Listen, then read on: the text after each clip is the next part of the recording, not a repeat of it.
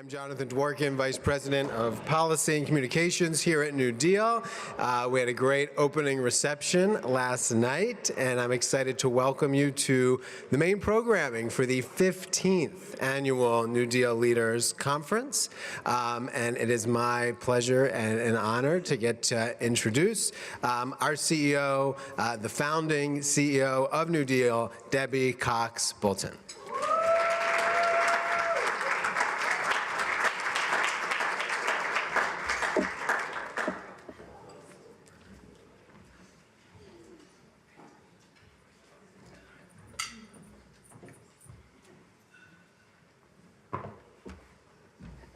Good morning, everybody. You will not be surprised I was chit-chatting in the back, so I'm sorry to take a second. I just want to say good morning and welcome to our 15th annual conference. As we get started, I want to ask you to do something. I want you to look around the room. Look at the people at your table to start. Look at the people at the next table. Look at the people across the room. As we were preparing for this conference this year, I asked one of our interns, Ella, what she was most looking forward to this week. And she said, with a nod to a certain playwright and composer, that she was looking forward to being in the room where it happens. And I loved that so much, and I told her I was going to steal it, because she was exactly right. The people at these tables, in this room, this community, is where it's happening. Every single one of you is needed in this moment. Every single one of us. But I want to specifically address today the state and local leaders who are here, the New Deal leaders, because you are on the front lines every single day. You're fighting back, you're doing the work, you're speaking up, and I want you to know that we see you. We thank you, and we're honored to stand and support you in these very consequential times for our country. So I am Debbie Cox Bolton. I am CEO, as you heard, of the New Deal, and I want to share three things with you this morning. First, it's been a hard year. Second, there's hope, and there's a roadmap. And third, you've got this. So first, it's been a hard year. We know that we're living in extraordinary times. I think back to when we gathered a year ago here, this group. We were reeling from the election, we were bracing for what was to come, and we were soul-searching about what Democrats were going to have to do to get out of the wilderness and ever win a majority coalition again. And now, a year later, after DOGE, after the big, beautiful bill, after the longest shutdown in our history, after the National Guard being deployed in our cities, and on and on and on, people are hurting. They're reeling from a seemingly insurmountable gap between their reality and the American dream. The cost of everything, housing, healthcare, food, college, insurance, energy are all too high, and they're crushing Americans. With AI and other technology upending the way we are working and are going to work, people are so uncertain about their futures and their children's futures. And instead of the help that Donald Trump promised, he's delivered nothing but chaos, corruption, and cruelty. His performative politics, erratic economic policy, blatant disregard for the rule of law, and a burn-the-house-down approach to governing has done nothing to address any of the real problems that people are facing. In fact, they've only made them worse. And you, state and local leaders, have been left holding the bag. You've had to step in where the federal government has failed. You're backfilling funding cuts, you're providing a safety net for your most vulnerable residents, and you're having to keep your communities safe. And at the same time, the reality of what it means to be an elected official right now in 2025 is so different than it was even just a few years ago. You have to deal with the online vitriol and real-life safety concerns. You've got to navigate a new media landscape, communicate authentically, and meet people where they are. And you have to find ways to deliver results in a political environment that often does nothing to incentivize finding common ground. We're going to talk about all of that over the next 2 days. Second place where I want to talk about, and where we were talking about a year ago, is, and this is where the good news comes in, we now have hope that we didn't have a year ago, and some answers about Democrats' path forward. 2 weeks ago, 3 weeks ago, Democrats swept elections across the country, both governor's races, an expanded a majority in the Virginia legislature, judges' races in Pennsylvania, statewide races in Georgia, of all places, and mayor's races across the country. Kevin Monroe, who's here somewhere, told me yesterday that I think 160 local races in North Carolina flipped, local seats, which is just amazing. And I want to shout out the New Deal leaders, actually, who were part of that huge sweep, including the Virginia delegates who helped, the 25 New Dealers who won re-election. And I hope she's in this room, but I would going to give a special shout out to the new mayor-elect of Albany, New York, Dr. Dorcia Pleers. I don't know if she's here or not. Someone will tell her I shouted her out if she's not here. The election results confirmed that Americans are not buying what the Republicans in Washington are selling. Voters across the country soundly and loudly rejected their agenda, primarily because they've done nothing to address the issues that matter most to them. And we should celebrate and feel great about the elections. We needed that hope. But we also need to learn the right lesson. Democrats had an opening because President Trump failed to deliver and address those issues that mattered to them. But we also won because we had great candidates focused like a laser on affordability and the cost of living, whether it was insurance and utility bills in New Jersey or housing and energy in Virginia.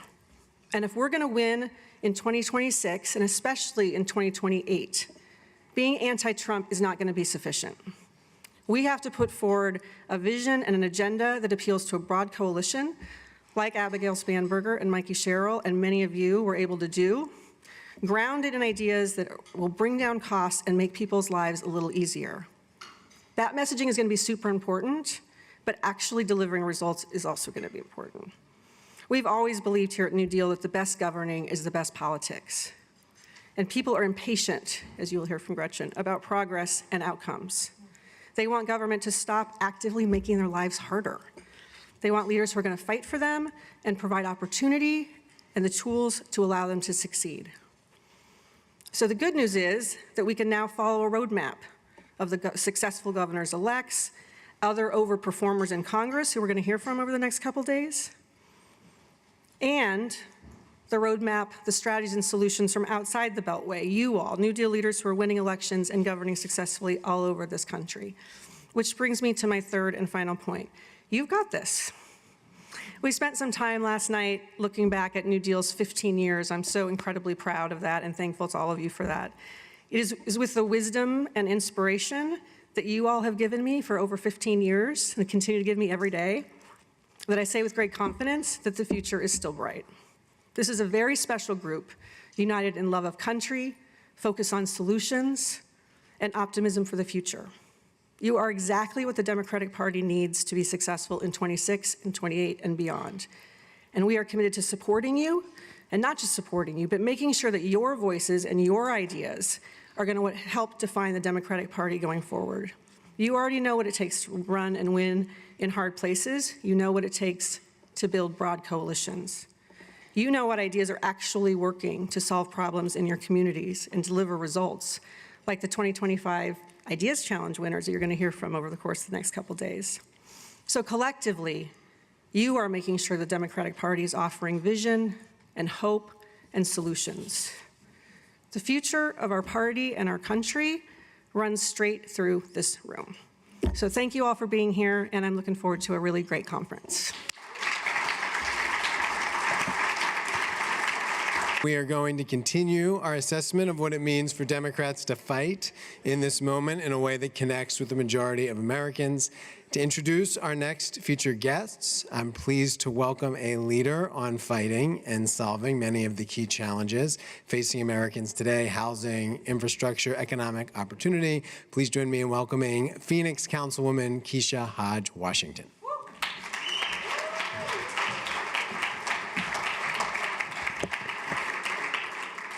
Good morning. As I'm going to steal Gretchen's line, I am from Arizona, where Democrats do it right. I'm a self-proclaimed, I'm a councilman from City of Phoenix, and it is my honor to be here today to introduce a leader whose story and service continues to shape not only Arizona, but our national conversation in such a powerful way. He's a fierce, unapologetic voice in the party. You will see him on many platforms, from podcasts to media.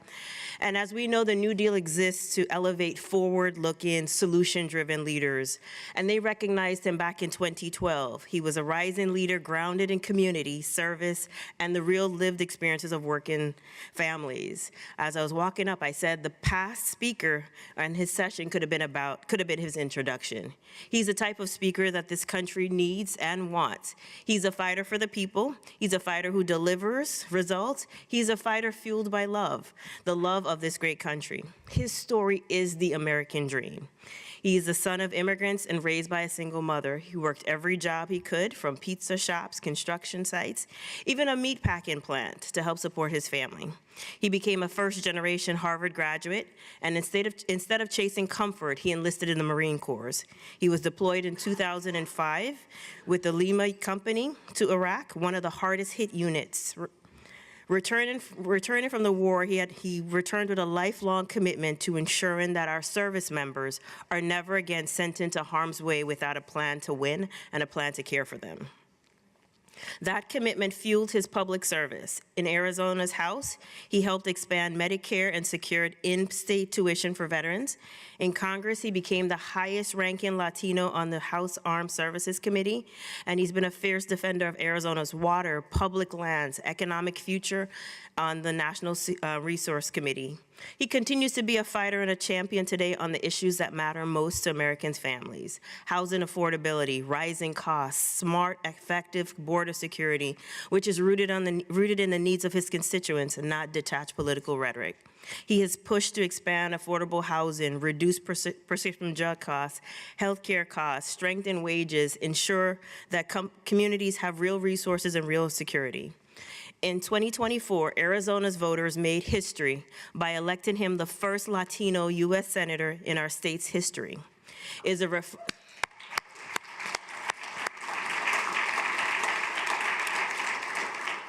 is a reflection of both his authenticity and his relentless advocacy for every Arizonan, from South Phoenix, where he's my constituent, to rural communities across the state.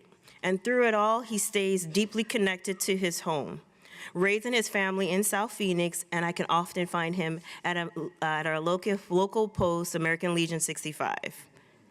As we look ahead, learning from 2024 and building on the gains in 2025 and preparing to 2026, I believe he offers a critical voice on strengthening our coalition, bridging divides, and keeping our focus squarely on affordability, opportunity, and pragmatic leadership. It is my privilege to introduce someone who leads with purpose, grit, and heart, my constituent, my friend, and my U.S. Senator, Senator Ruben Gallego.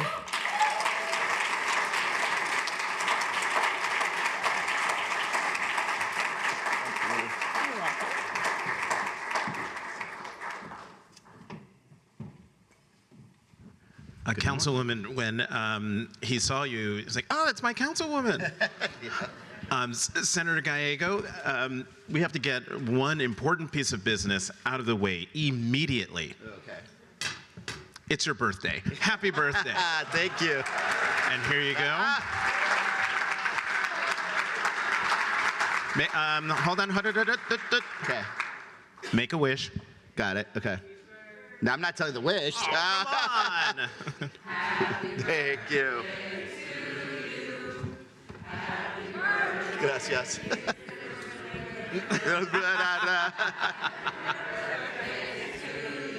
Okay. Thank you.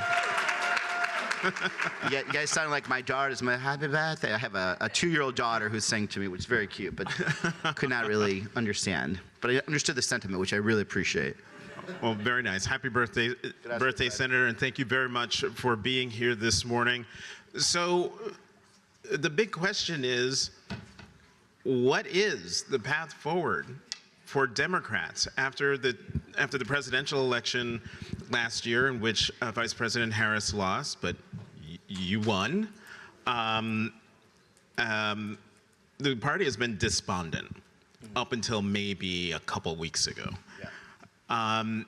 What is that path forward? What is that path forward, and are there lessons from the November elections that point to that path forward? Look, I think it's, especially for states like mine, I think I saw Secretary Fontes back there, our Secretary of State of Arizona, also Marine, by the way, Latino, kind of a good combo in Arizona. The most important thing is you have to want to win. And I know that sounds weird, but Democrats have been wanting to win without pissing off anybody, right? We're so afraid of our own internal coalitions that we sometimes mess up our victories. And we have to want to win again. And what I saw with Mikey Sherrill and Abigail Spanberger is that they decided they were going to win and they were going to figure out how to get there. And it wasn't exactly what maybe some people in our overall coalition would like, but they did it. And they focused on what the voters actually were caring about. And what they were caring about was affordability, right? And this is what they were caring about in 2024. In Arizona, it was affordability and border security, but in the rest of the country, I think it was largely affordability and somewhat border security.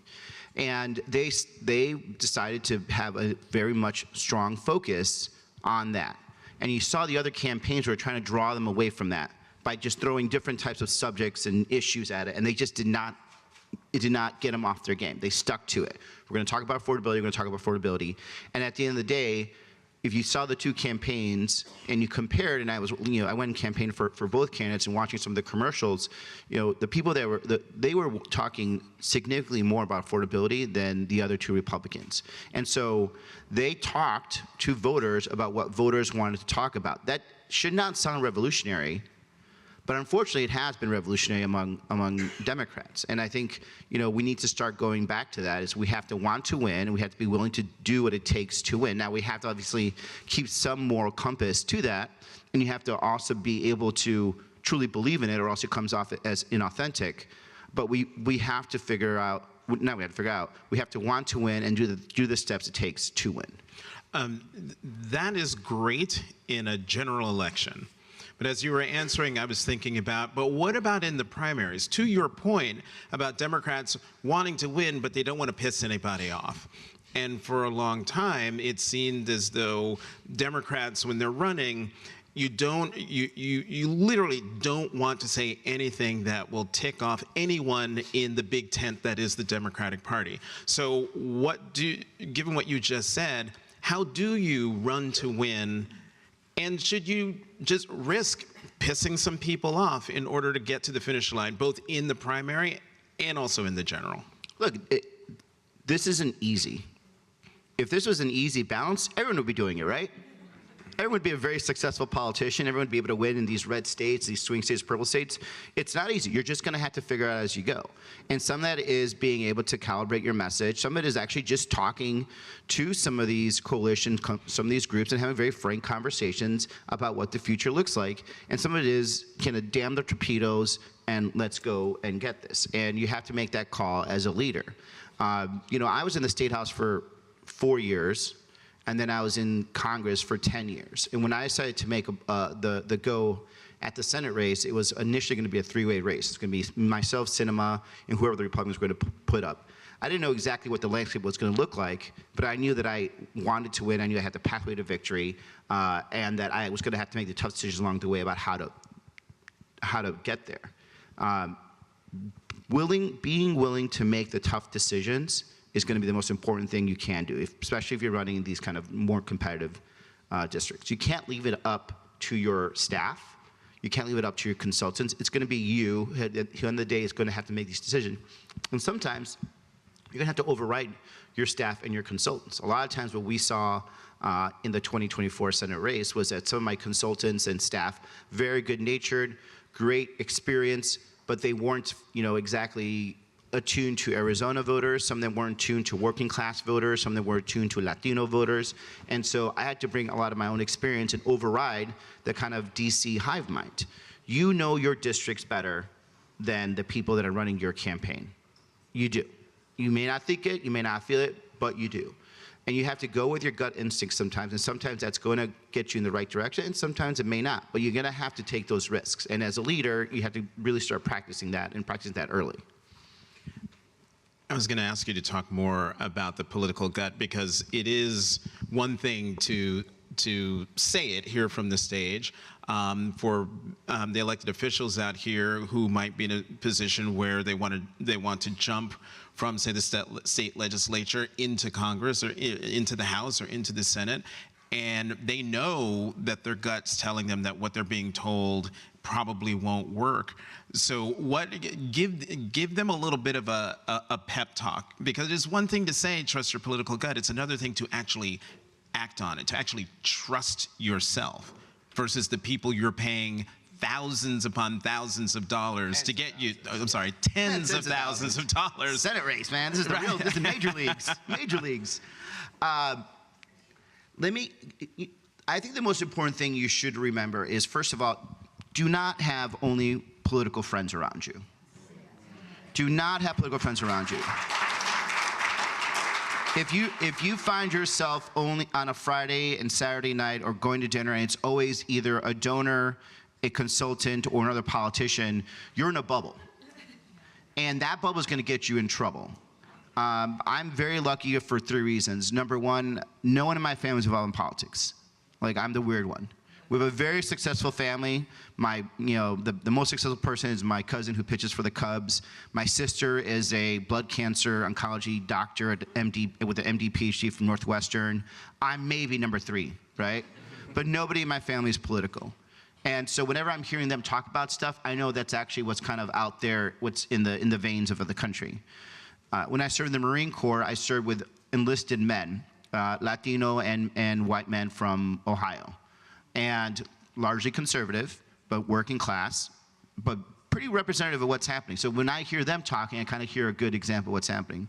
And when I saw, my council member just told you this, she'll see me usually at the American Legion or at the grocery store. I live in South Phoenix. It's a very working class area of the state. It is a Black and Latino area. It's an aspirational area. When things were going bad in the economy, and I think a lot of us were trying to wish cast that it was going better, I could tell it wasn't going better. Because I'd go to the gas stations, people weren't filling up their tanks. I'd go to the grocery stores, people were taking items out of their shopping carts because they went over their budget. And so this is the kind of thing that really helps you first clue in what's happening. Number 2, it's going to help you feel more empowered to go against whatever potentially is being said by advisors or other people, right? So you have your personal experience, you have your outside affirmation, and then you have to just believe in it. One of the things that was very difficult for people to understand, and I think Secretary Fontes will understand this, and council member, where did my council member go? My council member will understand too. Arizona is a big state, and it's actually quite diverse. We had a lot of people that would try to tell me that I either had to run as a, straight-laced white suburban veteran to win that swing vote in Arizona, or run as this Latino candidate so I could juice up the Latino vote and hopefully overcome the headwinds. And there's 300,000 more registered Republicans than Democrats in Arizona. So this is a math problem too. My contention was that Arizona is such a mixed state and it's so culturally aligned that I can be both. And that, that suburban Scottsdale, Chandler, middle of the road woman voter would understand that this Latino Marine can also take care of her suburban concerns. We crafted a campaign that did that, but there was an actual push back at first. I heard, we had some campaign events that people classified as being too Latino. One of them, for example, was some organizing and watching boxing matches with boxing clubs to get Latino men involved in politics. Another one was having events at lowrider clubs and lowrider garages, and we heard one of them was actually canceled by one of my consultants without me knowing because it was quote-unquote too Latino, and I went and reversed it. So you have to just trust yourself. You have to trust what you know about your state. get people around you that aren't in the political bubble, because it is the thing that will screw you up. And I saw last cycle a lot of campaigns go down because they got stuck in their political bubble, and they got stuck trying to make their political bubble happy versus trying to make the most important people happy, voters. So you partially maybe answered the question I was about to ask, to explain how you pulled off your win in Arizona, a state that President Trump won by about 6 points over Vice President Harris, and yet you won by 2 points. And 2.5, just to be clear. Okay, 2.5. Every 0.5 helps. And we had a Green Party candidate that was Latino male Right. that happened to have $2 million IE. Not that I'm counting all those votes towards me, but at least 2% of those were mine. Just throwing that out. I was going to say the person got 2% of the vote. But in talking about the headwinds that you were talking about, going up in a presidential election year where Trump's on the ballot, and yet you were still able to win in Arizona. Talk about how you did that beyond what you just explained, if there's anything more to put to it. So way prior to even announcing, I was kind of looking at, in general, the numbers. We want to call it the numbers, right? And the one area that I had seen that Democrats weren't doing is we weren't cracking as much as we could with the Latino male vote. And so I would talk to pollsters and like, you're going to do well. You're going to get to 60, 65%. You're not going to get above that because Latino male aren't voting for Democrats as much anymore, and the economy is not doing well, so they're likely not going to, and hopefully they don't even vote. This is what some people told me. And I made a determination that we're going to go after that vote, right? And the way that we did it was by looking at data. And the data showed, which made sense to me, was that Latino men, working class men without college degrees, do not watch TV, do not read newspapers, they're not watching MSNBC, they're not even watching Univision. They're largely big vibe voters, right? And if you understand why Donald Trump did better, it's because Donald Trump was on the channels that these guys were. They're on the channels of UFC fighting, right? There's a reason why he was always in the UFC crowd, because these guys watch UFC fighting. He was very much about the podcast. These guys do listen to podcasts. And the other thing I remind people, growing up on work sites, construction sites, and factories, Latino working class men are largely working next to white working class men. And white working class men are sharing information just one way. These guys have no information going the other way. So we needed to create a campaign that was going to get into the bloodstream of Latino men. And we knew that, my sense was that we had to do that through creating these opportunities that A, became viral, and B, branded me as, hey, I know you, right? So when I did these boxing events, I didn't just say I put a boxing event. I made sure people knew that, I grew up watching boxing. I boxed a little in the Marine Corps, was not very successful. But they understood that I grew up on construction sites. I would go to construction, everyone talks about the box said, I used to go to construction sites at the 5 and 6 a.m. shift change, and I'd hand out burritos and talking to Latino men and black men actually that are coming off construction sites and talking to them about, what they're going through. So it was a very, very, very concentrated campaign to make sure that we kept that population either with us or even higher. And then we understood where the swing voter was. The swing voter was worried about cost of living and border security. And that swing voter was also Latino too, to be clear.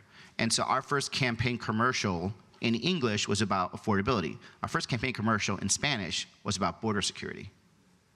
And most people would be shocked that we were having Spanish commercials to Latino voters about needing more border security.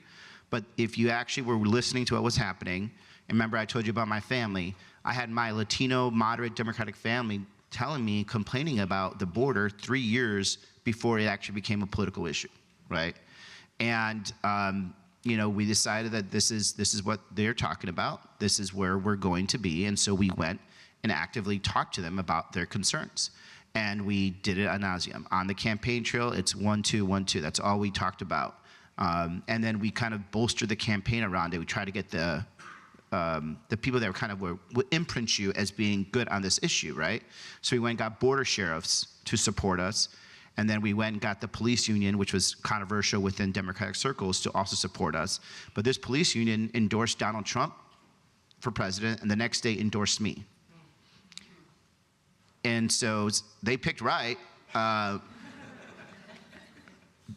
that was even controversial among the Democratic circles, that I would take a police union endorsement and I put them on TV too. But we wanted to win, right? And that was the key to winning. And so recognition about where your voter base was, who was actually gettable, who was winnable, mattered. And then just going everywhere. Arizona's a big state. I don't know if you guys have been. It's the reason it's called the Grand Canyon, because it is really grand. But if you want to get to some of these communities and you don't want to get blown out, you need to show up. And so, we got on the road and we went everywhere. I visited almost every tribe in the state, which is not easy. We have 22 federally recognized tribes. The last tribe is actually the bottom of the Grand Canyon. So I climbed to the bottom of the Grand Canyon to go visit and ask for their votes. We went to some of the most furthest rural areas of the state. Now, we lost the rurals, but we did 10% better than Kamala in rural Arizona. And, probably, I wouldn't say saved the election because we overperformed the suburbs, but it made a difference. So just figuring out how to get there, figuring out the issues they want to talk about, and just go at it. And every vote counts, so figure out how to get that vote. Broadening the aperture now, how should Democrats navigate responses to the Trump administration? You were just talking a moment ago that, you talked about affordability and you talked about border security. And now, almost a year 10 months into the second Trump administration, we see what he's doing, not just about border security, but snatching people up off the streets in American cities and towns. So using that as an example, how should Democrats navigate responses to what the president and his administration are doing? I think it's pretty easy, and I think for some reason, the pundits, no offense, and even politicians. I'm an anchor. Anchor. But I take your point. Don't allow the voter to have nuances. The voter can actually see what's happening and say, I like what's happening at the border. I like that there's no illegal immigrants crossing right now, but I don't like what's happening in the cities. And so I've been very clear to everybody. Just say it like, good, border security the border's secure, great. Now let's have comprehensive immigration reform. You say that, the majority of Americans are with you. If you say, we don't want you to be racially profiling our communities because this is America, we don't do that, majority of Americans are going to be with you. If you say, we don't want you separating families, snatching people in the middle of the night, deporting the family members of U.S. citizens, people are going to agree with you. And then people ask you, what about the border? Like, yes, the border's secure. That's great, right? Most people in this country understand that. They understand the nuance. I think it's hard for some of us in our political circles to think that that's not the case, but it really is. And people can have multiple concerns. So if you meet a Latino family that is really angry about immigration, they will also be very angry about costs. And you could talk to them about the same thing. And I think the campaigns that can have multi-layered approaches to this, that shows that you're majority in their space, you're going to be with them, right? This idea that we have to kind of micro-target a message in order to get this very fine base of voter out, it just doesn't work. Understand that these people are complex. They don't have time to actually deal with politics. I have 3 kids. I have zero clue how somebody that works, shift work with 3 kids has time for anything, right? So now imagine you as a politician trying to bring more political messaging to them. They don't want to deal with that. I wouldn't want to deal with that, right? By the time you're done putting down your kids at night, for me, it's usually 7:30, 8. And then what are you doing? You're just prepping for the next day anyway, and then you're passed out by 9:30, 10. That's the life of just me, and I have, a pretty good salary. Now imagine what's happening to working class people, and then we're trying to get messages into them. Allow for them to be complex, and talk to them about it. Talk to about where they are, right? And I know it sounds very simple, but there are people, and you saw Cheryl and Spanberger talking about it, they wanted security and they wanted affordability. We did that in this last campaign. We talked about security, we talked about affordability. It works. I'm going to open this up to questions in about 2 minutes and 15 seconds because I have a clock right here. But real quickly, what are the keys to winning in next year's midterm elections for Democrats? Is it issues? Is it policy? Is it message? Is it candidate quality? Is it all of the above? Yes. Is one more important than the other? Yes. Which one? Exactly. We're here all week. This isn't, you know, here's the thing about Republicans, right? They don't, because most of them don't believe in science, they just go at it, right? We're so data driven. We're like, my God, I need to do this, do it this way, and then I'm going to have the right candidate quality. I'm going to hit this targets, and then we have to do it all. I don't know what the mix is, but the most important thing is don't be afraid to try anything, right? We are so afraid all the time as Democrats to try something different, make mistakes, try subject matters, try different issues, and like, if we fail at it, we're like, we're done, right? Versus these guys will try 35 different things until they actually land at something. I just saw this, and you guys just saw this with the shutdown and with insurance. Did you see how many messages they cycled through to try to land on something to like stop our momentum? They first did the illegal immigrants. I think for a little bit they actually did transgender surgeries. And I think they actually did illegal immigrants plus transgender surgeries at one point too. I swear to God, I saw the commercials on it. And then they moved on to, then we are the big supporters of big insurance.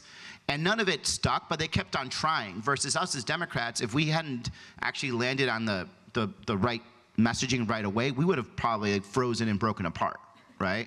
So when you're out there and you're campaigning, number one, just be authentic. It's my most important thing I can tell you. If you're a nerd, be a nerd. If you're a technocrat, be a technocrat. If you're, like Fuentes is a, have Fuentes, give him some tequila later. He actually is a really good chadro singer, right? On campaign show, he'll pull out the guitar and he'll start singing, right? That's the kind of thing that you should be, authentically yourself, but don't be afraid of throwing out issues and seeing where they land. And if they don't land, move on, right? The voters are actually more forgiving than you think. I mean, look at who they just elected. I'm sorry, I didn't mean to laugh at that, really. Okay, so we're gonna open it up to questions, and we have mic runners, and there's a question way back there. Hi, Senator. Lee Harris. I'm from Shelby County, which is in West Tennessee. And I think you said one of the highlights of your campaign was deciding to use the local police union in one of your ads. So State Police Union. State Police Union. Local is easy. Getting the state's hard. Getting the state is hard, and congratulations. That's not related to border security in my mind. That's not related to affordability. But obviously, in a room full of Democrats, crime is something we hear about all the time.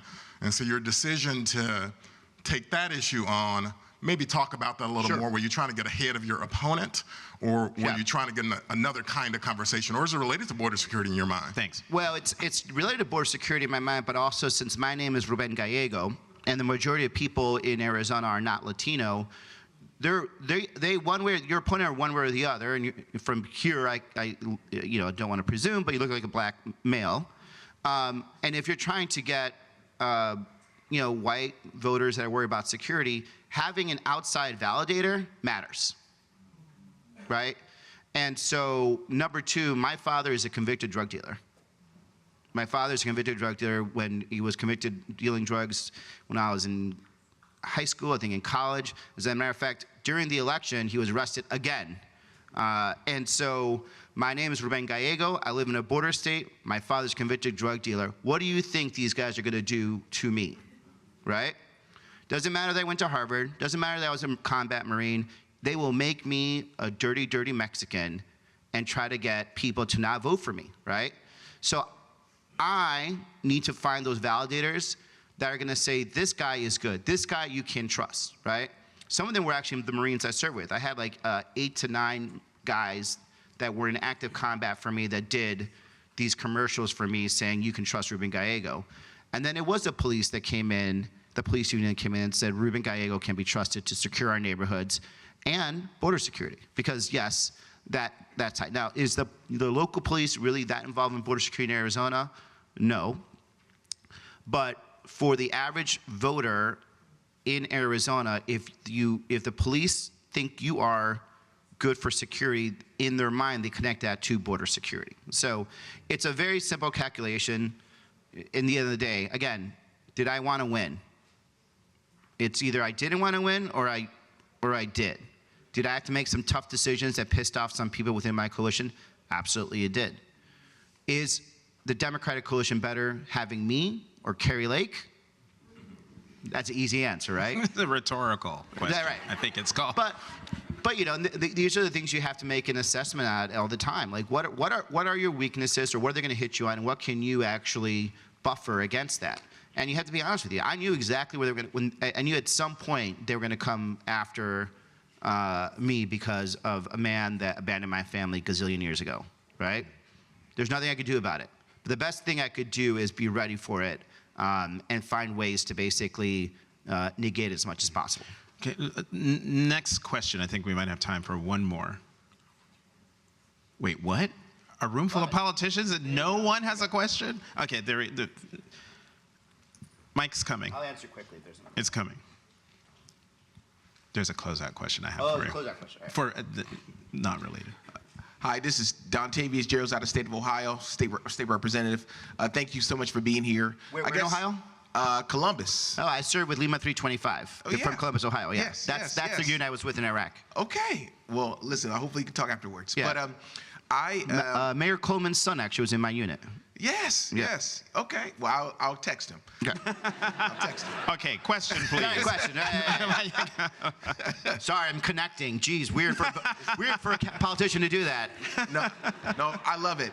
And actually, it kind of fits right into my question, thinking about new energy. I mean, we're at the New Deal. There is a shift amongst us that folks want vivacious, vibrant candidates. But we're also in an aging political system. And so how is it that as you think about kind of new candidates coming in, young candidates coming in, folks who are aspiring to run for Congress or any position, what would you say to young people in this moment that you may have, as you've learned now, being in the position you're in, that you are now like, wow, if I could have learned this 10 years ago, I would have told myself this. What would you say to that young person today? Great question. I don't know, man. I was a senator at 45. That's pretty. I mean, like, I should have actually slowed down and actually enjoyed life. Okay, I will say this. I've seen some, you know, and I've mentored some younger politicians into politics. Number one, don't try to model yourself after other politicians, right? You're not going to be Barack Obama. You're not going to be Bill Clinton. You're not going to be Hillary Clinton. These are all great candidates, and they were all great people, but they are only they, right?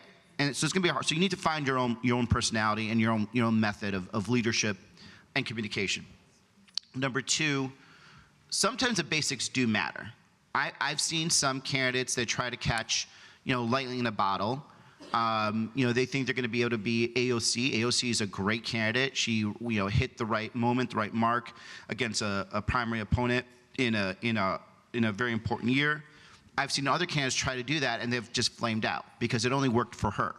And also, no one gives credit to her because she actually did the basics. She had been organizing. She actually had a network, people, everything else like that. I've seen candidates try, you know, whether they're on the spectrum from left to right to center, try to just be the digital person that's always on and you know, on camera, and it doesn't hit. You know, building the community networks, hitting those doors, getting your basic, you know, politics aligned matters, right? Because that has always worked. This is a people to people business. The most effective way for you to get a vote, you guys all know this, is for you to ask for that vote, right? Anything else you do is just one step away from that, or one degradation, if you want to call it, from that. And if you move, the further you move away from it, the more you have to do it to have impact, right? So this is why you do so many rounds of TV, because you have to get it through somebody. If you could effectively go and talk to that person, it would actually be more worthwhile money-wise to do it. If you're starting at the local level, don't discount that. And I'll give you a very good example. During my first congressional race, I spent no money on TV at all. My campaign managers, we had a very short campaign. The gentleman that I replaced decided to retire. With 1 month left to the signatures left, the ballots dropped 3 months later, so we had to really, really get going. And as I was fundraising, my team said, all right, we're gonna have to spend, we're looking at your budget, we're gonna put $200,000 into TV. And I asked, why are we putting $200,000 into TV? Like, well, you're running for Congress, you're supposed to put money into TV. But is $200,000 actually gonna do something? And like, well, no, but if you run for Congress, you have to buy TV. I'm like, that doesn't make any sense if it doesn't actually have an impact. I actually took a $200,000 and I put it into field. And I hired, the council member and the Secretary of State will understand that a group of well, now they have their own company, but I hired a friend of mine to run a field campaign of young, active Latino men and women. And we increased turnout by 30%, won the primary, and spent nothing on TV at all that cycle. And why was that? Because I realized that, again, this is a people-to-people conversation, and I needed to find the most effective way to do that. And I was the young, dynamic candidate. I was running against a candidate that had been the county supervisor forever. She was supposed to be the front runner, all these things. And so we had that, but we invested in the basics of it. Looking back at the numbers, had we not had that increased turnout of voters that had never voted in a primary, we probably would have barely lost that election. But because we focused on the basics and what that meant, I think that made the biggest difference. So as a young candidate, just to summarize, it's important to have that energy. It's important to have that vibrancy. It creates its own momentum. It creates its own energy. But make sure you harness it correctly to do the basics still. Because I have seen people do it where they get all this energy and then they don't go door knocking. And then they realize they lose at the end because they just didn't have any connection to their voter.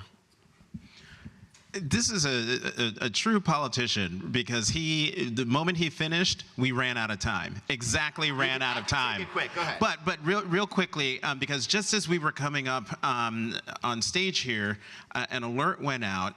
And I want to get your reaction, particularly as a combat veteran who served in Iraq. U.S. President Trump accuses several Democratic Party representatives of sedition for urging U.S. service members to refuse illegal orders, adds, quote, should be arrested and put on trial. Just your reaction to that. This is the man, and I was on the floor of January 6th, that is the only person in recent history since the Civil War that actively tried to overthrow our country and should have been in jail, without a doubt. If not for luck, and I'd say some prosecutors and attorney generals that were lackluster, he would be. For him to attack patriots of this country who basically are only restating what is told to you when you're in the military, which is you do not have to follow unlawful orders, and try to, accuse him of sedition, which is punishable by death, tells you what kind of mentality this guy is. Number two, there's definitely something in the Epstein files. Just throwing that out there. If you're trying to distract the country by threatening to hang a bunch of members of Congress and senators, it's because there's something in the Epstein files. So, for the press that's watching, there's something in the Epstein files. That's why he's doing it. Senator Ruben Gallego of Arizona, thank you.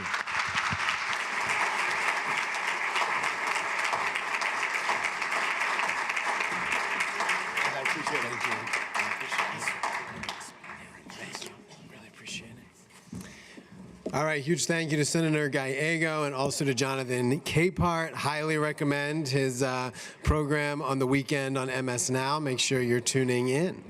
Next up, we are going to build on the comments made so far, talking not only about how to shape an agenda that resonates with the American people, but also how to talk about that agenda. Put simply, that words matter. To lead this portion of the program, I'm pleased to welcome Jesse Ferguson. If you have spent any significant time reading news and commentary about the state of politics and about the Democratic Party, you have almost certainly come across Jesse's insights. There's a reason he is so sought after in the media. He's the co-founder of Navigator Research, a messaging research project that we look to often. He has shaped the strategy of countless electoral and advocacy campaigns, helping flip the Virginia House of Delegates, support Governor Wes Moore's election, and leading efforts on all kinds of issues, as well as a lead strategist for Biden in 2020 and Harris in 2024. Jesse will start with a presentation on the power of language and then lead a panel discussion to dig further into what we learned from this year's election results and how Democrats can build on those in 2026. Jesse, welcome.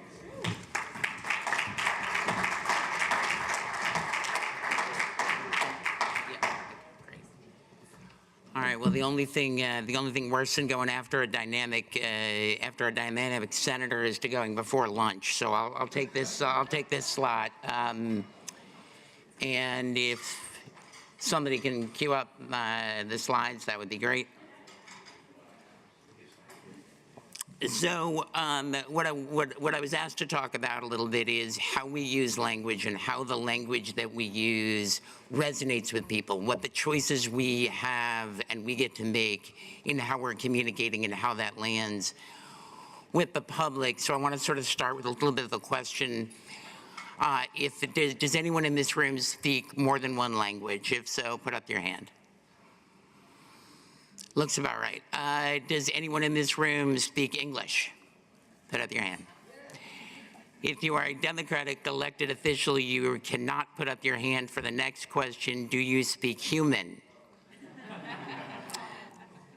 Sorry to be the bearer of bad news, but I do think there is a disconnect that we have seen. We can see it in data. We can see it emerge over time between what people believe they're hearing and what you're actually saying. I never start a presentation without this slide, but it's not what you're saying about it, it's what they're feeling when they see you say it. That's fundamentally what you're talking about in a communications strategy. So let's start with the problem. We're not our audience. We are sitting here in the Washington Hilton.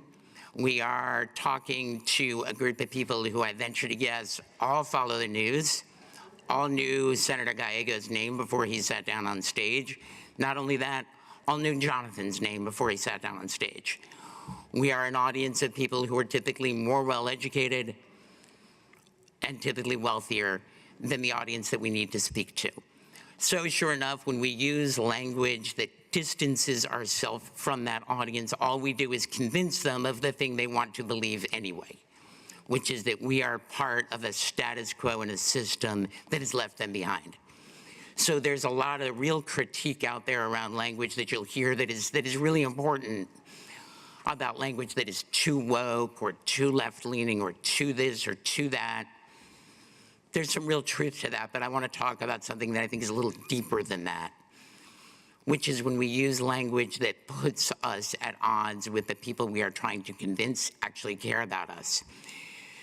So there was a wonderful study done. They analyzed, thank you to some AI somewhere, they analyzed 1.3 million speeches over a span of 25 years. And what they found is this chart that you'll see there, and it's a little hard to follow, and I'm not going to go through all the data, but in the lead up to getting elected to office, there is no discernible difference in how people talk, in the complexity of the words, and in the length of their sentences. No discernible difference. The moment you get elected, you can see that dive on that chart. That's what happens to the complexity of your language. That's what happens to the length of your sentences. Statistically, over 25 years, over 1.3 million speeches, and we know it manifests. Lots of reasons that Democrats lost in 2024. I am not going to say that language is the entirety of it by any means. But in 2020 and in 2024, Donald Trump's favorability rating was exactly the same. Election day 2020, Joe Biden was +6. Election day 2024, Vice President Harris was -6. We have had an erosion in people believing that we are looking out for them, and part of that is from language. So let's get real operational and real tactical about what we can do in a world where we need to find a better way to communicate. First, this is when you're here, you'll hear it a lot, you'll hear it from other people, it's not an original thought, but telling stories. Stories work with the human brain. You can literally strap people in and watch the receptacles in their brain light up differently when you tell them a story than when you convey facts. You want to convince them that you are not an out-of-touch elite part of the political system, tell them the story. You just saw Senator Gallego do a bunch of those during the course of his talk here. There's a reason that he's good at this. The power of stories, there's a reason that there's probably no greater story in Americana or in iconography than the Bible. It's a big story. It's a reason we can all tell stories out of it because they're memorable and they stick with us. 2, if we want to look like we are not part of this system, we want to use language that doesn't automatically force people to tune us out. We have to stop talking about taking shit away from people. Now, that does not mean we need to change the policy. That does mean that we need to talk about it in a way that people understand why we're doing the thing that we're doing. So instead of banning, we're trying to protect. Instead of limiting, we're just trying to defend people. Instead of mandating something, we're trying to fix it. Looking at each of these decisions and each of these language choices is about what your role in it is and how that matters to the people you are speaking to, not what the system is doing. The system is banning, people are getting protected. The system is mandating, people are getting something fixed. Don't take shit away. 3, fundamentally, tell people they're right. Start from telling people that they're right.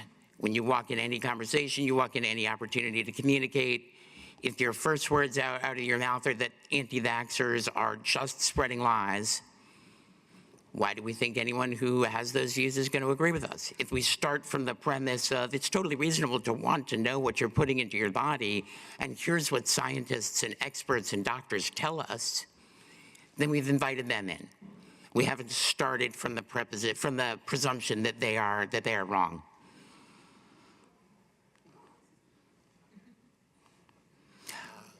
Next up, be aspirational in our messaging, and this is one that I think is particularly acute during the Trump era.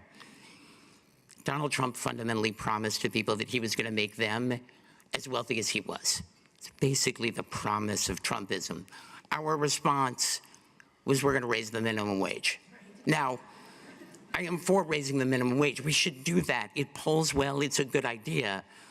But nobody wakes up in the morning and says, man, I really want to make the minimum wage.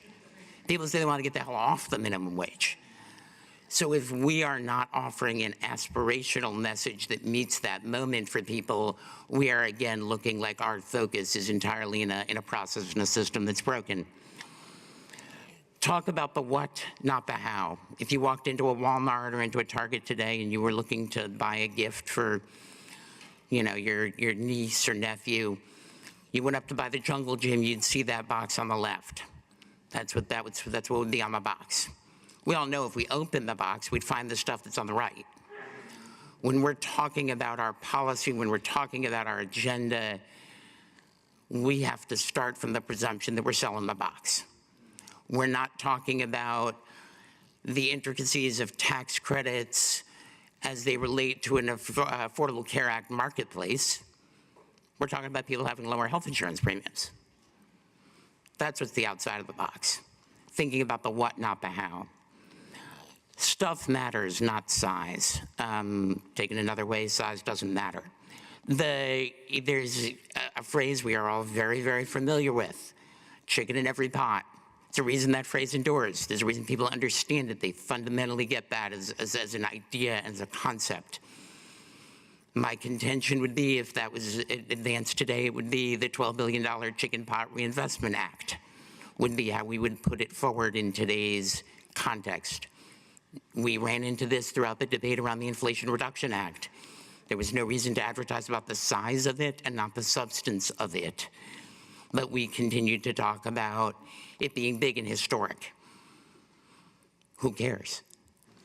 And it shows, again, a focus on the process and on the Beltway instead of on what is going on in real people's lives.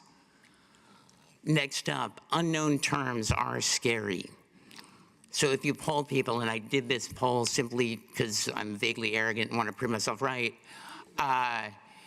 if you ask people, should they be afraid of dihydrogen monoxide, 51% of women say yes. For those unfamiliar, dihydrogen monoxide has another name for it, water. Why don't we call it water? Sure enough, if we come in with terms like ESG and CRT, if we come in with complicated new language that people don't know, their default assumption is it's scary. Their default assumption is to worry about it.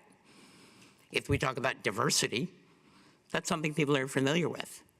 We talk about DEI, that may be something that people aren't familiar with. One of my,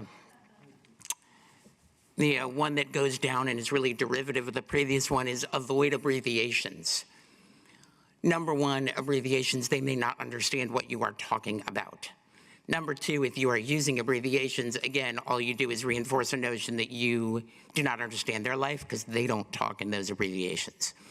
One of my favorites, which when polled, the Inflation Reduction Act, support for the Inflation Reduction Act was 50%, opposition was 34%, don't know was 16%. When you pull it as the IRA, 56% of people had no idea what we're talking about. Sure enough, I sat through focus groups last year where people were really liked what President Biden was doing on some things, but they didn't know why he was tampering with their retirement accounts. IRA. Absolutely heard somebody in a focus group wondering what he was doing with the Irish Republican Army. Absolutely heard it. So let's not use abbreviations that shortcut things for us, but make it harder for people to understand.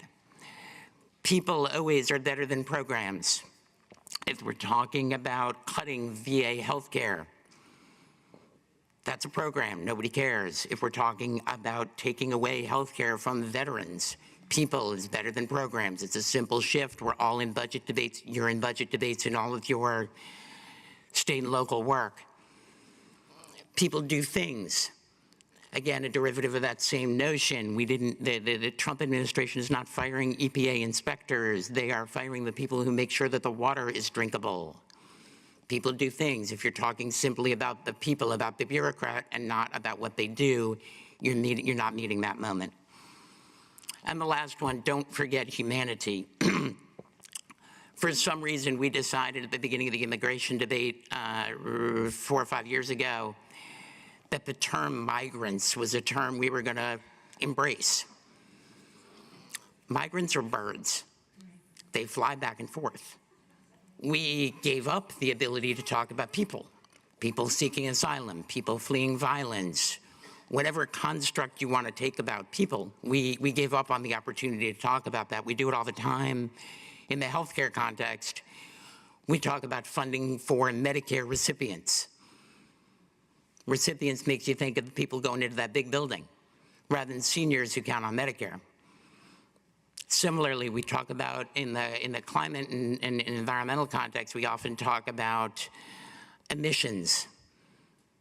Conjures up the image of a chart. Pollution conjures up the image of toxic pollution in the air and the water.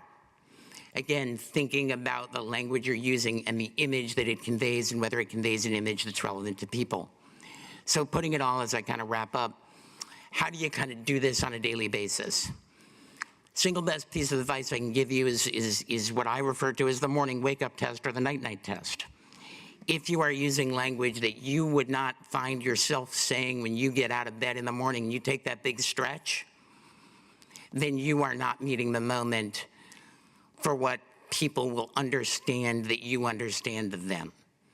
Or conversely, that same notion when you're going to sleep at night. So how does that manifest? Nobody wakes up in the morning and says, man, I have a meeting with my healthcare provider today.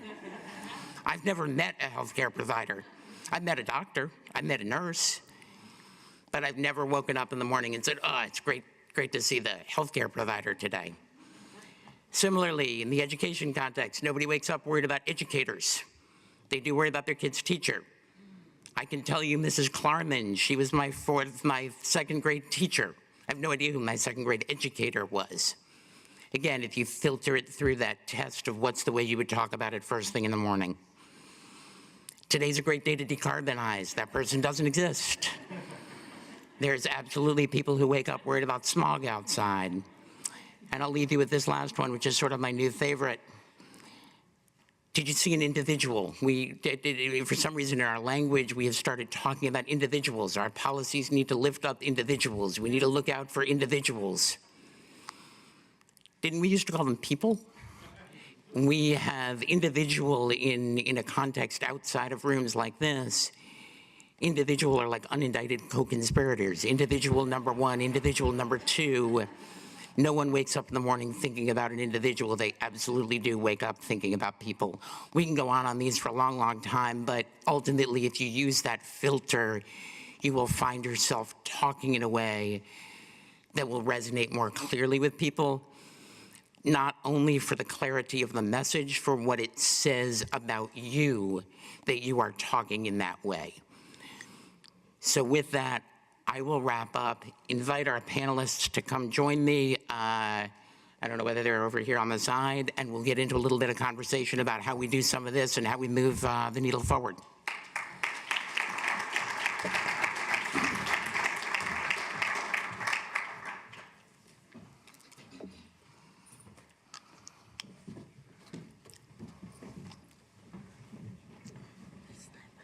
Absolutely. I don't care. I didn't plan it out there. All right, well, I appreciate everyone indulging me to talk for a little bit and ramble for a little bit, but now the more interesting part. So we wanted to talk a little bit about kind of where do we go forward. A little bit jumping off of what I said, certainly jumping off what Senator Gallego said, and we've got a great panel here.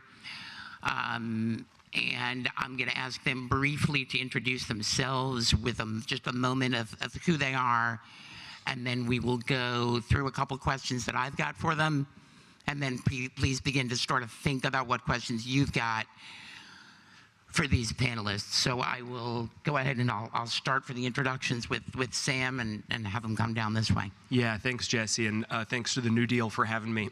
I'm getting over a little bit of a cold, so excuse the voice. My name is Samson Signori. I was Abigail Spanberger's campaign manager for this past cycle. Thank you, guys. And have spent the last 8 years working at all levels of campaign politics, and really excited to be here with you guys. Thank you. My name is Bobby Clark. I'm an independent consultant. I've spent most of my adult life focused on large-scale sort of narrative and messaging work. I really kind of cut my teeth on that in the marriage equality work, and I helped start and still lead the Winning Jobs Narrative Project. Hi, New Deal leaders. I'm Tanya Miller, Representative Tanya Miller from Georgia, and also chair of the Georgia House Democratic Caucus, and candidate for the Democratic nomination for Attorney General in Georgia. Great to be here with you. Hi, everyone. Good morning. Lindsay Doherty, State Senator for District 19 in Colorado, which is a suburb about 20 miles west of Denver. Great to be here. Great. Well, and I'm glad you didn't leave out the candidate for Attorney General part, because if you had left that out, I would have had to do it. So excited to have y'all. I'm going to violate the first rule that I learned early on in politics and skip the elected officials to put Sam on the spot simply because he just won, and also because I grew up in Richmond, so Virginia is my first love. Sam, you heard Senator Gallego talk, you heard me talk a little bit about some of the challenges we have relating to people, some of the challenges we have being a party that looks out for people who shower in the morning and people who shower after work. You all just won a record-setting victory. I don't need to quote the statistics to you. What were the cores to the communication strategy that you think successfully won these voters back for us in a state that flipped red to blue? Yeah, thanks, Jesse. So I think it's a few different things. One, I think the base issue at hand for Virginians is that they are tired of chaos. They are tired of division. We saw this pop up a lot in focus groups. There's a lot of people who just want to have to focus a little bit less on politics because it's impacting their lives on such a regular basis. They're losing their jobs over it, especially if you're in Northern Virginia or Hampton Roads from the DOGE cuts. It's jacking up your healthcare premiums. It's raising costs across the board. So what we saw was an electorate that was craving, really wanting steadiness, pragmatism, centeredness. And I think that in Abigail Spanberger, they had a steady, pragmatic, laser-focused leader who was relentlessly focused from the beginning of the campaign all the way to the very end on lowering costs and making communities safer. And I think that from a messaging standpoint, I think that one thing that Governor-elect and the team did really well was just have incredible message discipline from the start to the finish, specifically around lowering costs, boosting the economy, and keeping communities safe.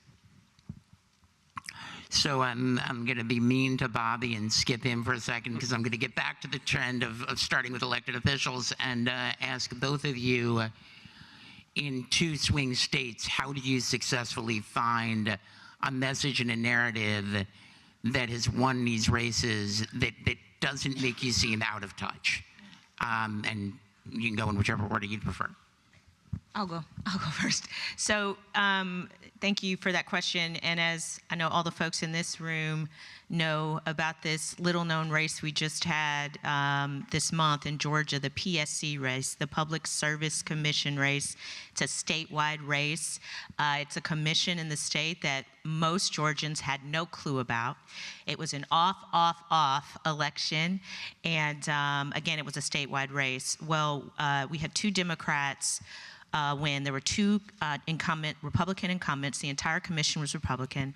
The PSC regulates utility companies, telecom, your light bills are too high, things like that.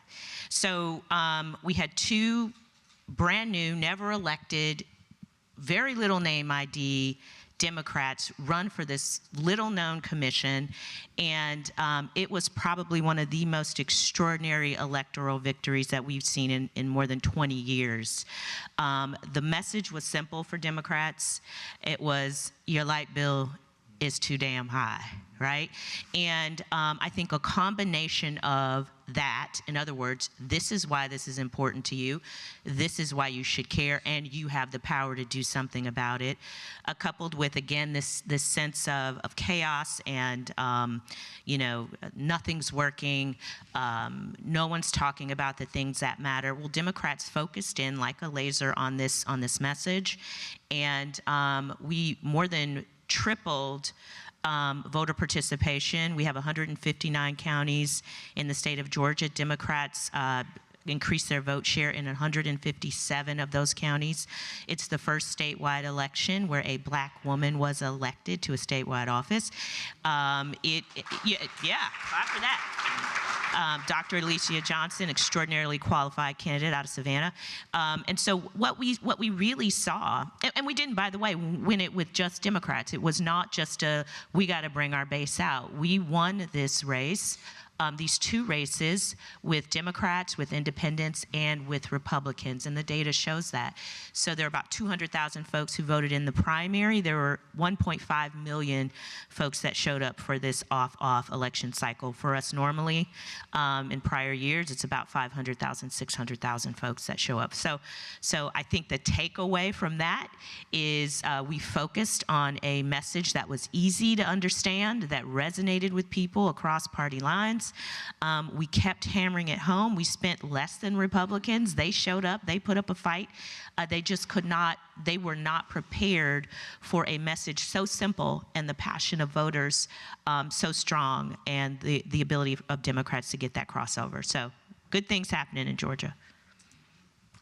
Thank you. I think in Colorado, more and more you're seeing that the fight really is in the primaries. I know that's how a lot of it was for my current colleagues in the last primary cycle. And what I found, I've had I was in the State House for 4 years. This is my first time in the State Senate, just finished up a year. So I've knocked a lot of doors, thousands and thousands and thousands of doors. I had 2 Tier 1 races initially in the State House. I've had 2 primaries, one of which everyone believed to be was the most competitive in the state of Colorado. I ended up winning by quite a lot. And I think when I was knocking those doors of primary voters, we're talking about, Democrats who are connected. What I was hearing is that they're tired of us playing games, of feeling like we're not listening to them, of feeling like their families are hurting. In Colorado, we have a lot of issues with costs, like everyone else does in the country. Our housing costs, they're unattainable. It's unattainable to buy a house. I grew up in Colorado. It's very sad. People love to go up to the mountains to ski on the weekends. We can't do that because of traffic anymore, and our roads are so bad. There are all of these issues that they're just not seeing results for, and I found out that when I was at the doors, my message, first of all, when people ask me whether I'm a Democrat or a Republican, I say, I'm a human being, and I would actually love to hear what your issues are and see if we have anything in common. And I think that is something I have done every time on the doors with voters. And I have had voters, after I've won elections, reach out and say, I voted for mostly Republicans and then you, which I didn't know how to take at first. But I think it just shows that connection and really trying to figure out why someone votes is the most important thing that we can do in messaging.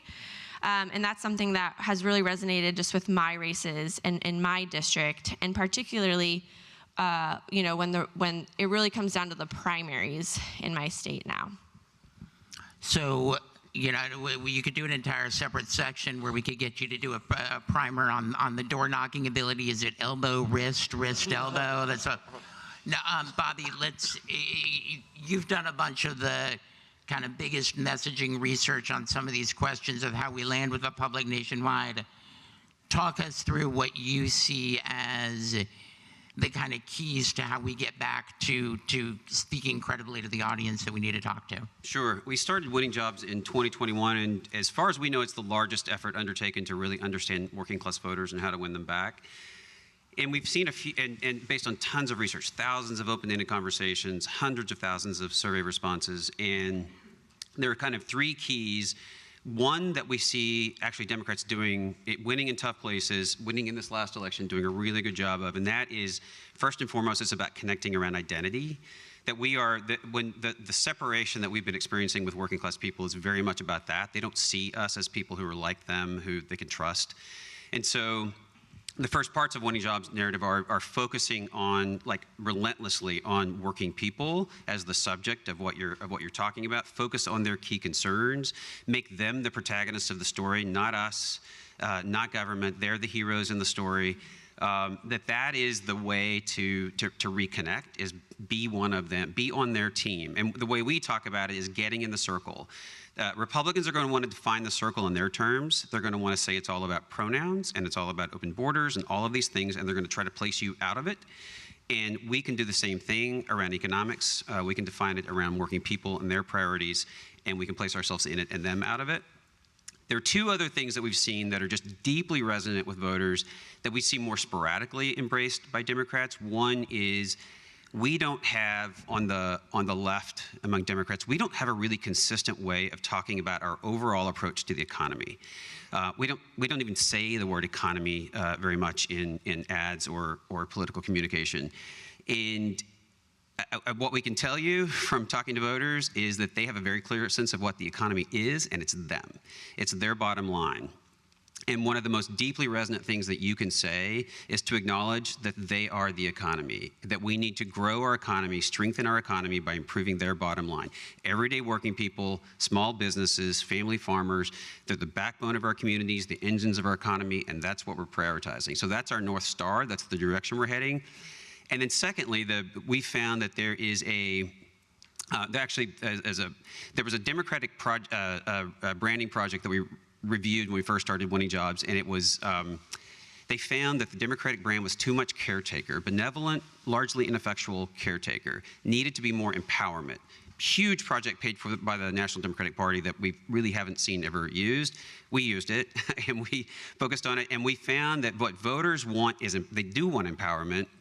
And we can talk about the things that we're fighting for as the basic foundation that people need to build their lives. Or the tool, Debbie said it earlier, the tools and opportunities that people need to build their lives. Their agency remains front and center. They're the heroes. We're in their corner. We're equipping them. Take the same set of policies and reframe it as that basic foundation. And it's really extensible. We can talk about safe communities as part of that. We can talk about the freedom to decide when and how to have a family as part of the basic foundation we all need to build our lives. And we can certainly talk about affordability. So our advice would be affordability, absolutely, number one concern. But we really need to embrace a clear, consistent vision that we can share, whether we're progressive or we define ourselves as centrist. We're all fighting to improve the bottom line of families. We're all fighting to make sure families have the basic foundation to build their lives.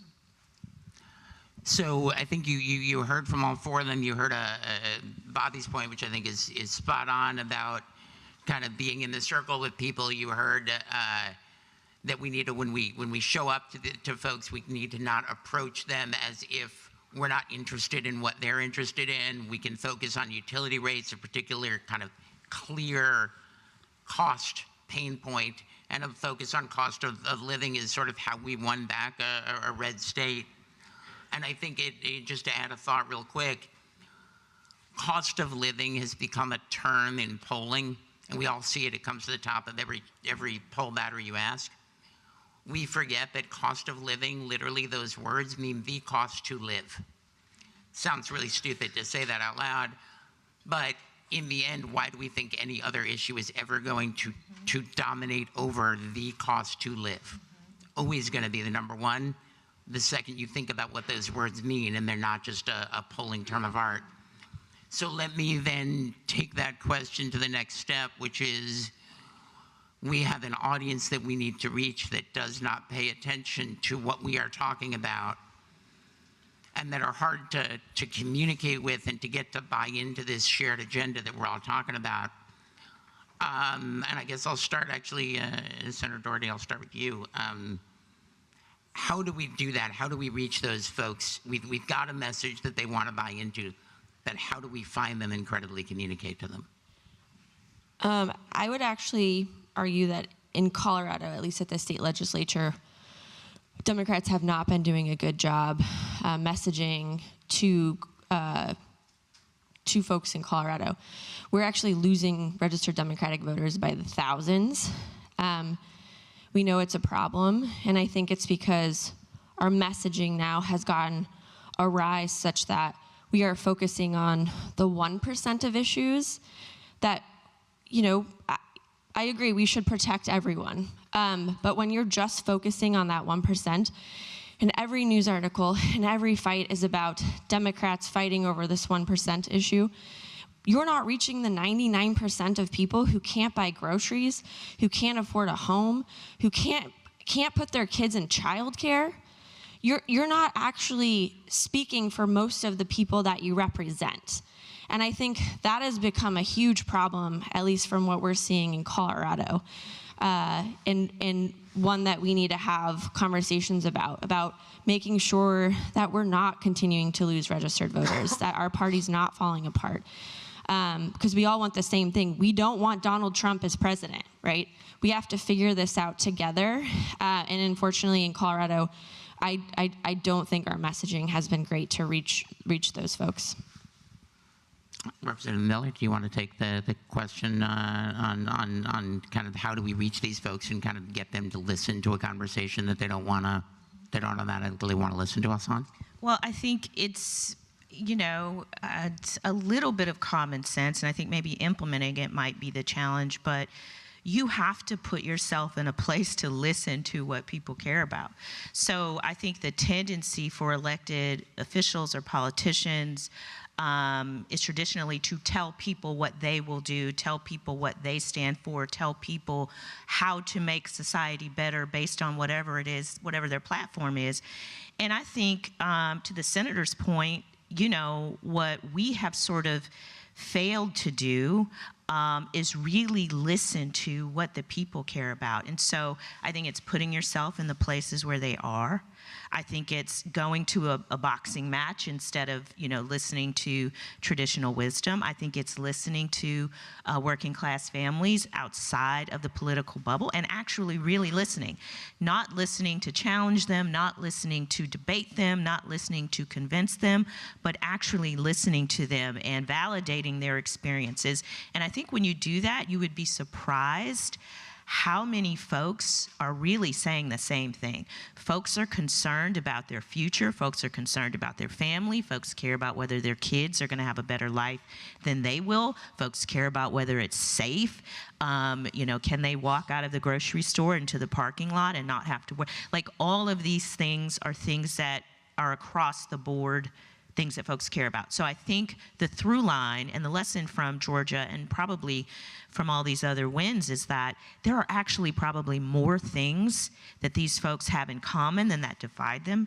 And I think it's the Democrats' job not to pick and choose sort of ideological issues that they want to carry the day or have their own sort of agenda in terms of politics, but actually listen to the people and figure out, if I'm going to truly, if this is about representing the people, what do the people need from me? So I feel like it's more of a listening exercise than anything else. Standing ovation right now. Oh, That was amazing. you're sweet. Bobby, do you want to take the kind of so we have this conversation. We need to make sure we're talking about the issues that resonate with the 99% of the public. We need to have the conversation where we're actually listening to people. But how do we get them to listen to us, and how do we? I said to her, I don't know if you heard that I want to give her a standing ovation right now, because that is, that's been the entire premise of Winning Jobs narrative is like we're losing people. We're not going to get them back if we don't hear from them, and then we need to focus on them. What are they telling us? What are their views of how do things work and what they want to see from us, and how do they feel about our brand, and how can we be more responsive to them? And our thought, it was a shame the day after the election, all of the talking heads immediately started trying to divide Democrats again. Like, this was a progressive victory, this was a moderate victory. And our view was this was a clear victory for some very unifying things for Democrats. Like, we saw listening was key to Mamdani, and it was key to Spamberger. And you went out where people were and you heard from them, and you were clearly focused on the things that they cared most about. And it was, and largely affordability, and maybe the policy prescriptions differed a bit, but I think voters experienced it the same way. These are people who see me, who respect me, who are prioritizing me. That's how you get heard, is by first listening and responding to them. 100%. And I guess, Sam, I'm going to put you on the spot a little bit, because you just took a state that was 50.6, I think, for Governor Youngkin, and won it by 15 points. Talk a little bit about the how we land that message in the listening conversation, but then how do you actually operationalize it? Take it to the next step for this group. How did you then operationalize that? Yeah, so I'm glad that you brought this up, Jesse, because I think that this is one of the big keys to our path to victory, and something that can be hopefully taken and replicated elsewhere.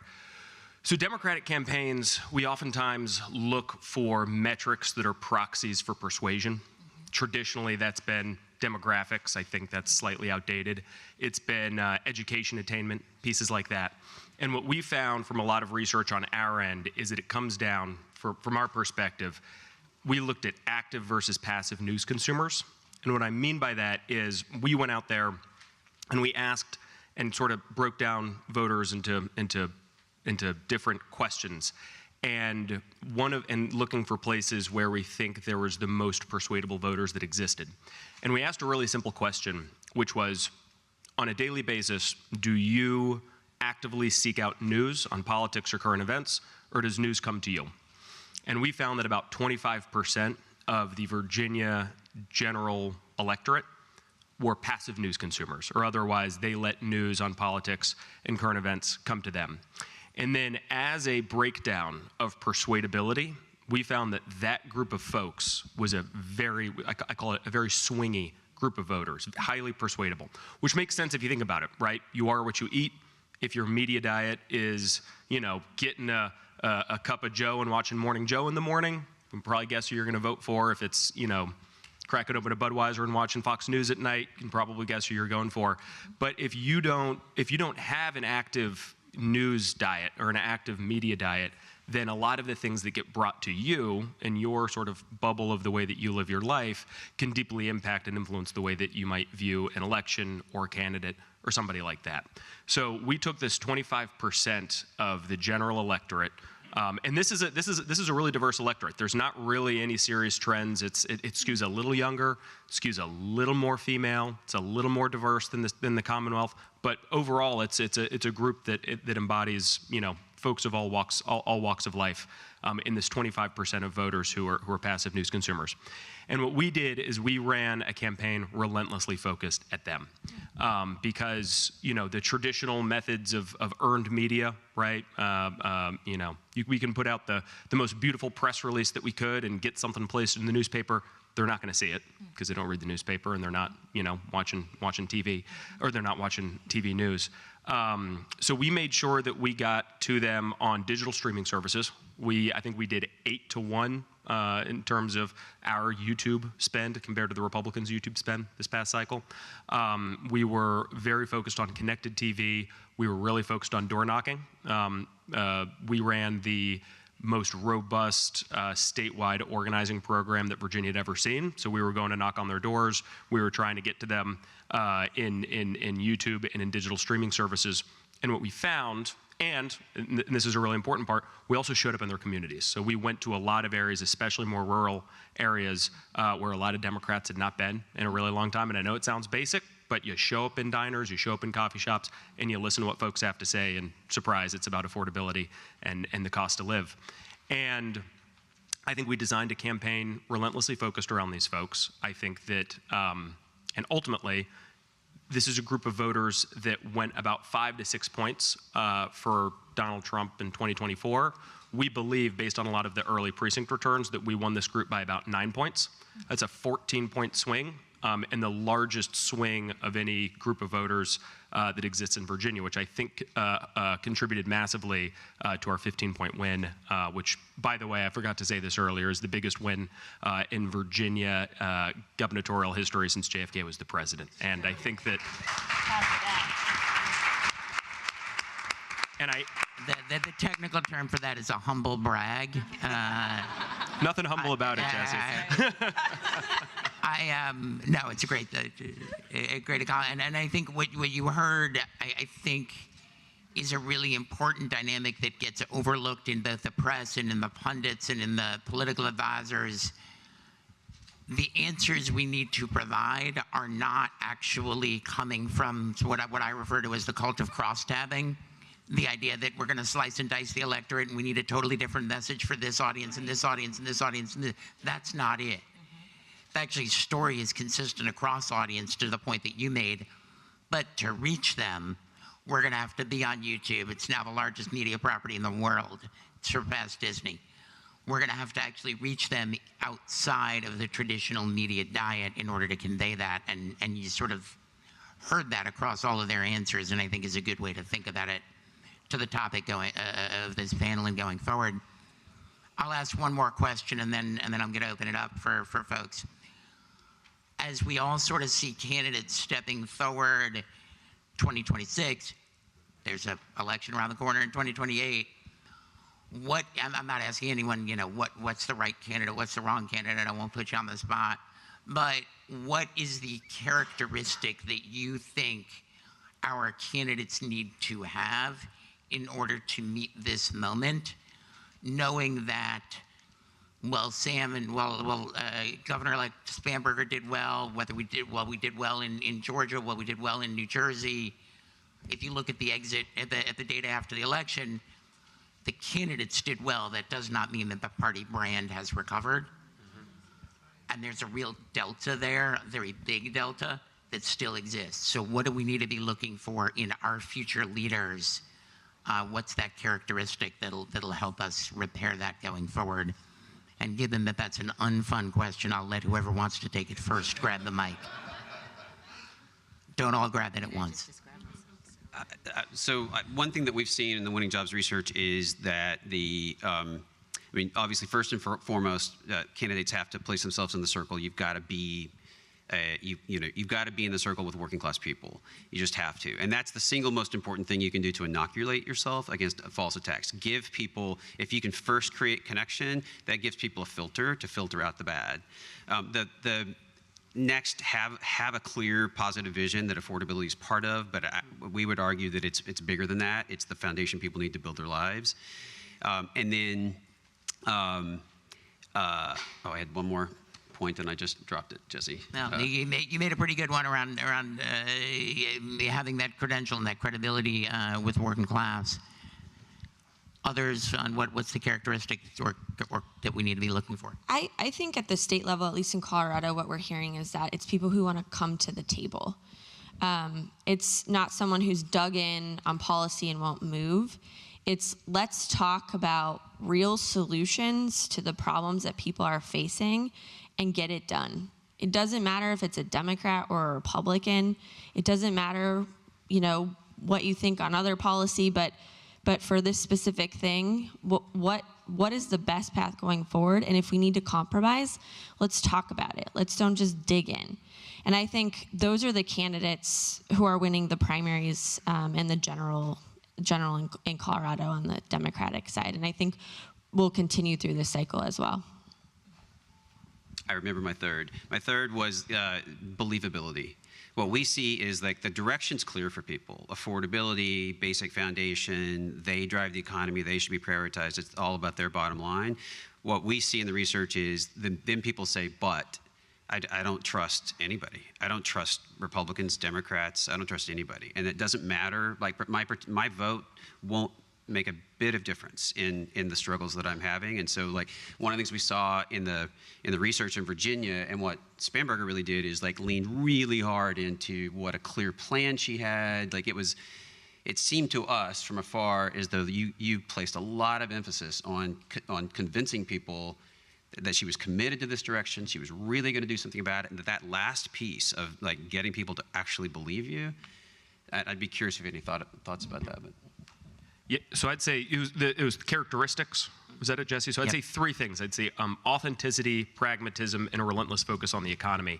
On authenticity, one of the things that frustrated me a little bit this cycle, we got compared to the New York City mayoral's race often, and there'd be a lot of things of like, Abigail ought to be a little bit more like Mamdani. She should go do man on the street interviews, or she should have these really buzzy social media videos. And while I'm sure that there could be some objective lessons to take from the New York mayoral race, I think it's also really, really important that we run campaigns that are authentic to the candidate. I would never put Abigail doing a man on the street interview for a buzzy social media video. It just wouldn't work well. What does work really well is us showing up on our campaign bus and her buying a bunch of beef jerky outside of a Buc-ee's. That was great and and did very well from a viral perspective. So I think running campaigns that are really authentic to candidates, there's always objective lessons that we can take from campaigns, but ultimately you have to run a campaign that is true to who you are and not feel very forced, because it's very obvious to voters when that happens. I think pragmatic. Abigail cut her teeth and sort of built her brand as someone in Congress who could just work across the aisle to get things done, regardless of who it was that she was working with. She did that from 2018 onward and routinely was ranked the most bipartisan member of Congress from Virginia. That was something that we brought very much to our campaign, that she was someone who would listen to you, focus on the issues that mattered most, and work with anybody to get it done, and stand up to anybody, including her own party, to get it done. And then I think the third piece is focusing on the economy. We completely took the mantle of the economy from Republicans this cycle, just far and away. I think that they ceded the mantle of the economy to an obsession with culture war issues, which fell flat on their face, and we were able to come in there, and it was sort of king of the hill.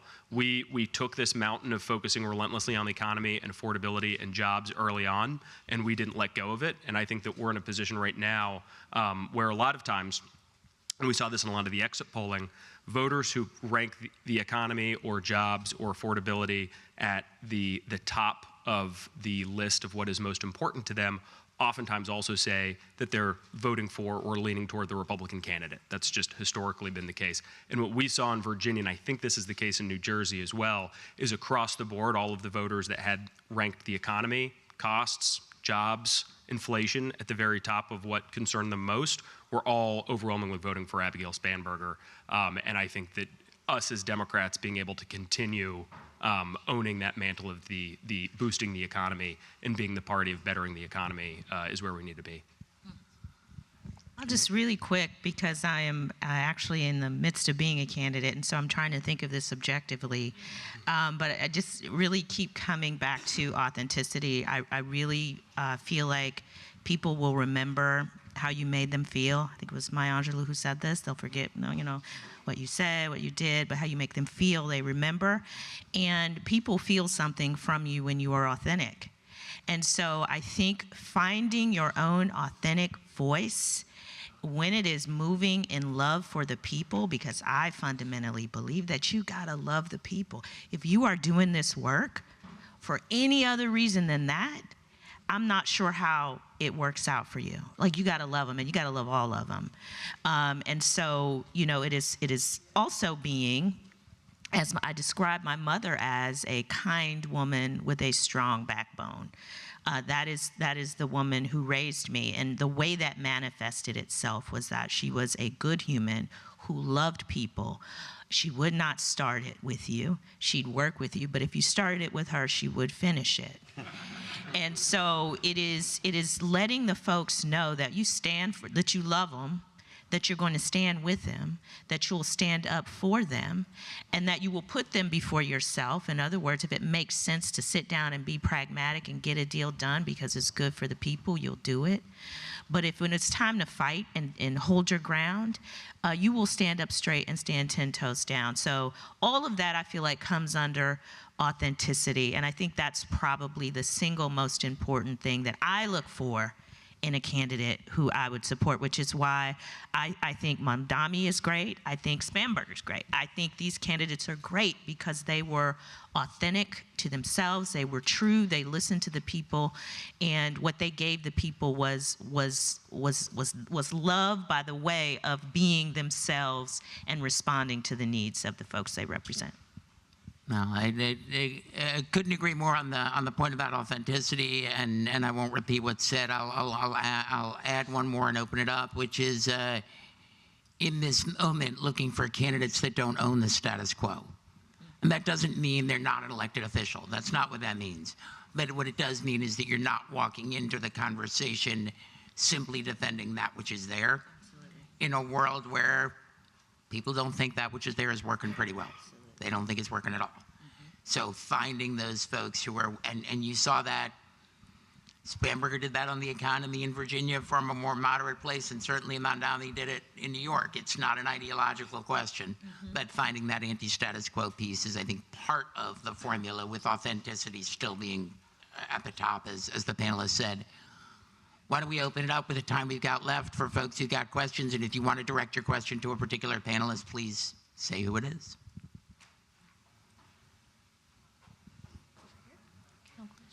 Somebody else? Great. Good morning. Great panel. Thank you. I'm Dave Coulter. I'm a county executive in Michigan, and I run the health department. And so I don't believe in coincidences. And while you were speaking, Jesse, I got this message from my chief of staff, and I said, I got to ask Jesse this, and I think maybe it'll be helpful for all of us. Dave, we got a reporter that has a question, because the CDC has just posted language on their website that vaccines may cause autism. In our view, completely contradicting science. We'd like to get a statement out from our health director addressing vaccine safety, their importance, et cetera. And literally while you were talking, Jesse, don't use no, because I would say, no, that's stupid. But so if I'm trying to say this in a yes way, or a New Deal way, or a pragmatic way, or an authentic way, here's a non-economic example of of a social issue, I suppose, science issue maybe. I know, right? Yeah, it's a great question and a great example, and I'll give one thought and then defer to others on the panel to chime in on it. I mean, I think that the vaccine debate is a challenging one for all the reasons we all really do know. But starting from the assertion that it is absolutely our job to make sure that people know what they're putting in their bodies and they know that what they're putting in is safe. And doctors and experts have proven to us time and again that these are safe, and it is, and they don't need to buy into this fringe concern, this conspiracy theory promoted concern. I think is a fine place to go. The important part is to start with the shared value that you have with the most committed, kind of involved voter, which is that we shouldn't be putting things into our body that we don't know about and we're not sure about their safety. And that's what your role is, and that would be sort of spitballing.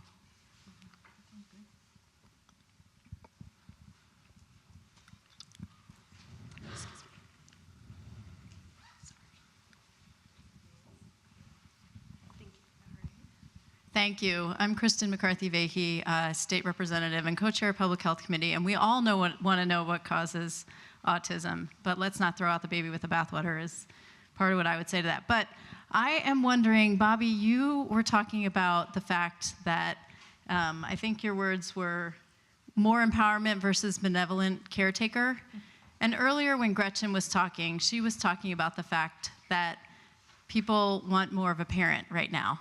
And actually, I was thinking when Gretchen was talking about some of the gender differences that I've experienced as a leader and how we deliver and convey messages. And of course, authenticity is number one, but how would you balance what she said earlier about that parenting part? And she also talked about empowerment versus what you're saying to us now with that. Well, I'll start with an example of where I think we can unintentionally get it wrong. When the child tax credit was about to roll out, there was a closed-door meeting in the House, and the decision was made that they're going to, they got to sell this. It's a big deal. It's going to hit accounts next week. The quote to the press was that Speaker Pelosi was right. We need to make sure everyone knows we're going to lift half of children out of poverty. And so it read wrong to us at the time. Like, yes, it's an important anti-poverty measure, but it's bigger than that. And that also sounds very much like government to the rescue. And so is that really the right frame? We didn't do anything about it at the time, but after it expired, we did a test where we tested that anti-poverty frame head to head with, we need to extend the policy. The question was, should we extend the policy? We also asked, do Democrats care about people like you? And we pitted that head to head with extending the policy would make sure that parents can afford things like childcare so that they can work and take care of their families. That framing moved support for the policy, for extending the policy, and moved agreement with Democrats care about people like me. The strict anti-poverty framing moved people against the policy and in less agreement with Democrats care about people like me. Even people in poverty don't necessarily identify as being in poverty. So if we want people to hear that we're fighting for them, we need to relate as broadly as possible. And so, and we need to focus on how we're equipping them. They're the important part of the story. It's what they do with the things we're fighting for that's really, really important. And so it's not about not being in people's corner and doing things for them. And one of the things I heard Gretchen say too is like, a parent stands up for you. A parent is someone who enforces the rules. And that is I don't think that's inconsistent at all. But I think the lesson that we would try to urge is like, we need to relate as broadly as possible, and we need to focus, we need to keep people the protagonists in the story. We're in their corner. We're fighting for all the things that they need, but they're the important part of the story, what they do with that. And we've seen Democrats from blue dog like Marie Perez to progressive Dem like Rosa DeLauro, all embrace that frame. Like, it's not something that's inherently ideological. It's something we could all share. Thank you. Good morning, everyone. I'm Jeanette Millen-Young, former state senator from the U.S. Virgin Islands, and I am so enjoying everything that is being said. We don't vote for president, but we pay attention to everything that happens here in the States. And I can tell you that I love everything you said about communication and focus and messaging, because I'm a public relations consultant, so I believe in messaging.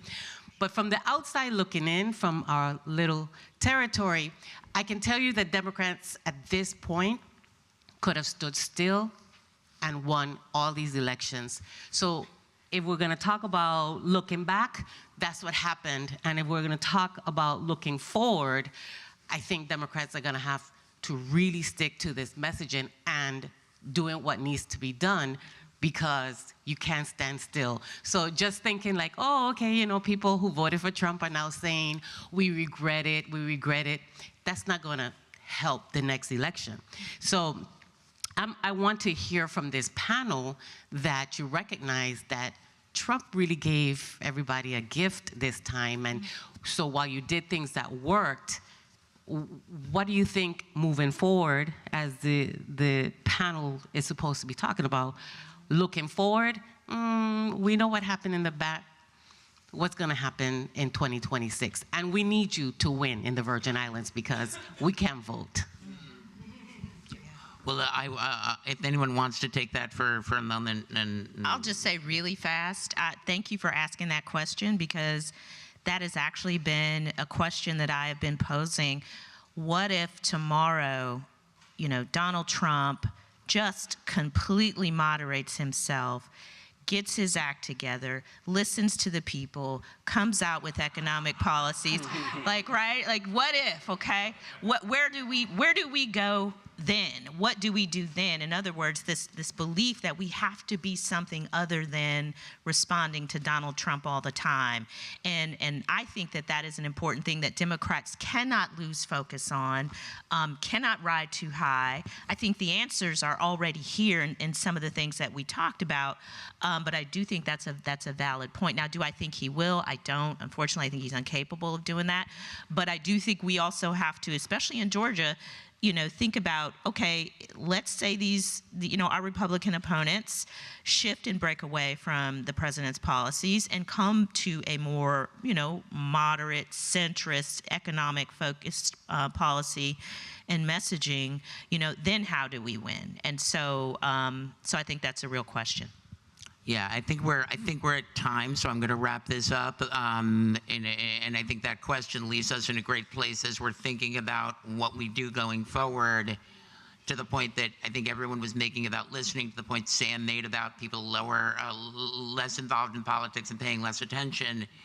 As we move to 2026, as we move to 2028, the share of the electorate that is lower news consumers is going to get bigger. So that problem gets worse as we look forward, not better. The need to do the things about authenticity and costs and messaging and clarity that we've all talked about get more important over the next 3 years, not less. So it's a way to sort of think about this going forward. Fantastic discussion. Thank you all. Thanks everyone for all you do, and for the New Deal leaders.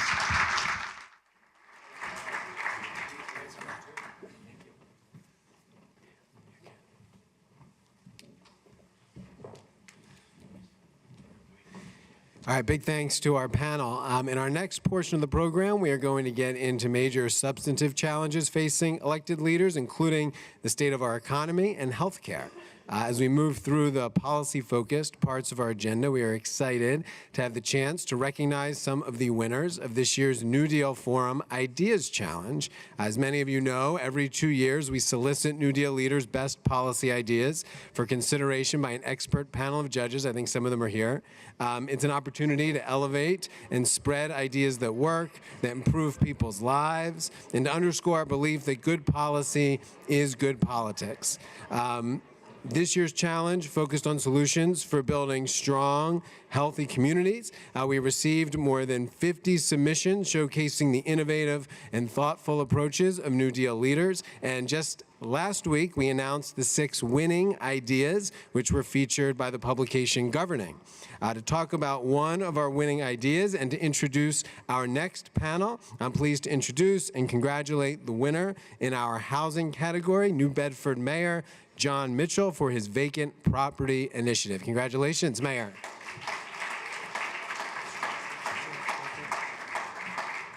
Thanks, everybody. You know, as I stand up here, I was in the back of the room, and I have to say, there are a lot of empty seats up front here. It's kind of like church, if anybody wants to move up. But I appreciate the recognition, and if I thought we were going to get recognized for it, we would have given it a sexier name than the Vacant Property Initiative, but that's what it's called.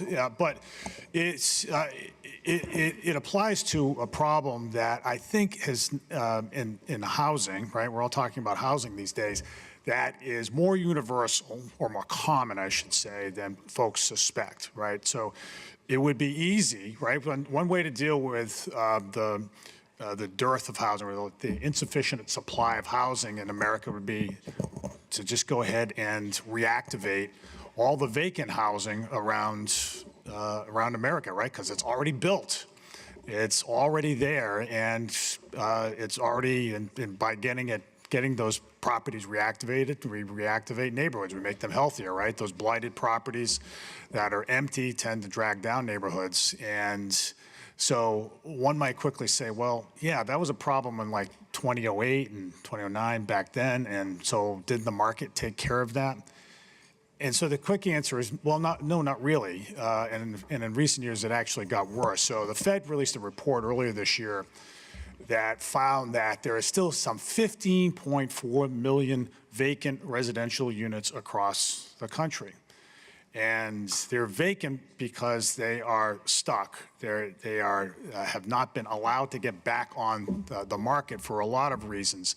You know, some of them have to do with bank foreclosures, of course, right? There's still the Wells Fargos out there that have these long lists of vacant properties, and they don't move through them quickly despite the protestations of cities around the country. But a lot of them are stuck in many states and in many cities in probate court. Think about neighborhoods where people could sure use housing, but they're trying to make ends meet, and a lot of people can't afford to hire a lawyer to get a will, and those people, the head of the household dies, and the house is stuck in probate court. And the probate court is called different things in different states, but if you don't have a will, the property ends up in court. And a lot of times they get stuck there. And then toward the end of the pandemic, it got worse because of the closure of courthouses. So there's been this huge backlog. Despite all the talk about housing that I said, there's been this huge backlog of vacant properties. And they are underwater not only because of liens like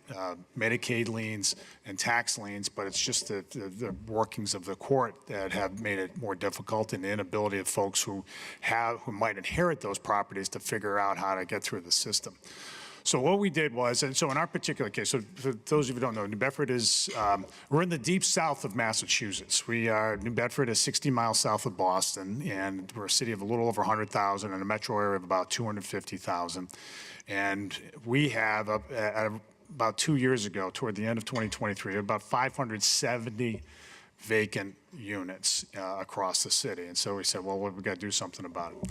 So we did three things. So this vacant property initiative that we should have branded a little bit better was really about three elements. So the first element is, as it is with any initiative, you got to put somebody good in charge. There has to be a point guard of sorts, and the person that we put in place, her name is Jordan Latham. She worked for one of our state reps. She's terrific, and a lot of the success of the program is attributable to her skills and effort and doggedness. And secondly, we put together a sort of multi-departmental working group that she convenes once a month to talk about all the properties in the city. And then third was we have a platform. We have better data. The better data, and like there's lots of inputs into identifying and then moving through vacant properties across the city. But the purpose of having a platform which is geospatial and gets inputs from places from virtually every department in the city, the purpose of it is twofold. One is to move the properties through and understand where they are in the process, but also to provide for early detection. And that's where I think part of the problem here is we want to move through the backlog, the post-pandemic backlog of vacant properties, but we also don't want, insofar as more are added through people dying and leaving properties to nobody, we want to make sure that they don't stay vacant for very long. So what we do is we look for key telltale signs and make sure that they're fed into the platform, which is to say if the water's not on, if our water department says nobody's using water, well, there's a good chance that nobody's home. If there are, by observation of city crews, police officers, things are looking like they're run down and blighted, that's another data point, and so forth. So you get that, but that's why we have to stay on this, because there's always some level of natural vacancy in the city. So long and short of it is, the work here is basically, it's about properties, but it's human-centered. It is both, there's both carrot and stick involved. There's a whole lot of enforcement. You have to incentivize people to actually move properties through, or else we will take them in receivership or tax foreclosure or one or the other. But better off it would be if they could still get some equity out of their place. I'm talking about the heirs. Oftentimes it's the heirs of these properties. So that's what we do. So it's both. We try to get people hooked up with the right kind of services. Oftentimes it's just a lawyer, and I'm going to get to the punchline. It's often just a lawyer. So we had one other dimension to this to make sure that people are moving things through or getting the services they need, is that we set up with the University of Massachusetts School of Law, which is right nearby, and all the lawyers in the room will appreciate this or roll their eyes at it, but something called the Tangled Title Clinic.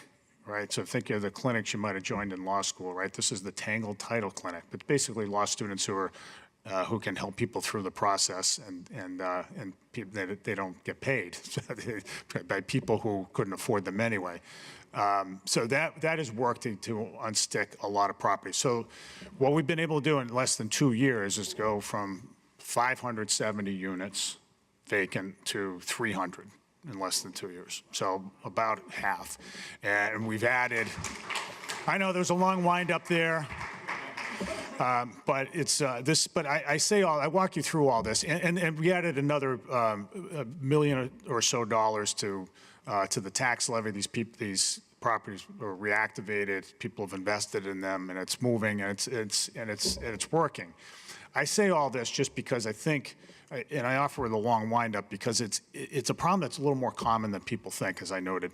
But it is one of these things where with the right kind of focus, the right people in place, and the right sort of technology, you can move the needle and put housing back in the market that you don't even have to build because it's already there, and improve neighborhoods along the way. So that's my story, and I'm sticking to it. Thanks, guys. Appreciate the recognition.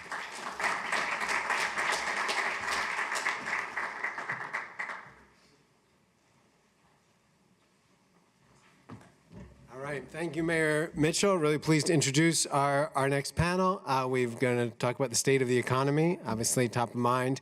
And we heard from our panelists this morning. We are very fortunate to have Martha Gimbel, who's the founder of the Budget Lab at Yale, executive director there, really an expert on what's happening in the economy, and joined by Chris Levin, who's a longtime friend of New Deal, part of the U.S.-China Commission, and a member of the Advisory Council for our friends at the American Leadership Initiative. So Chris and Martha, thanks for being here.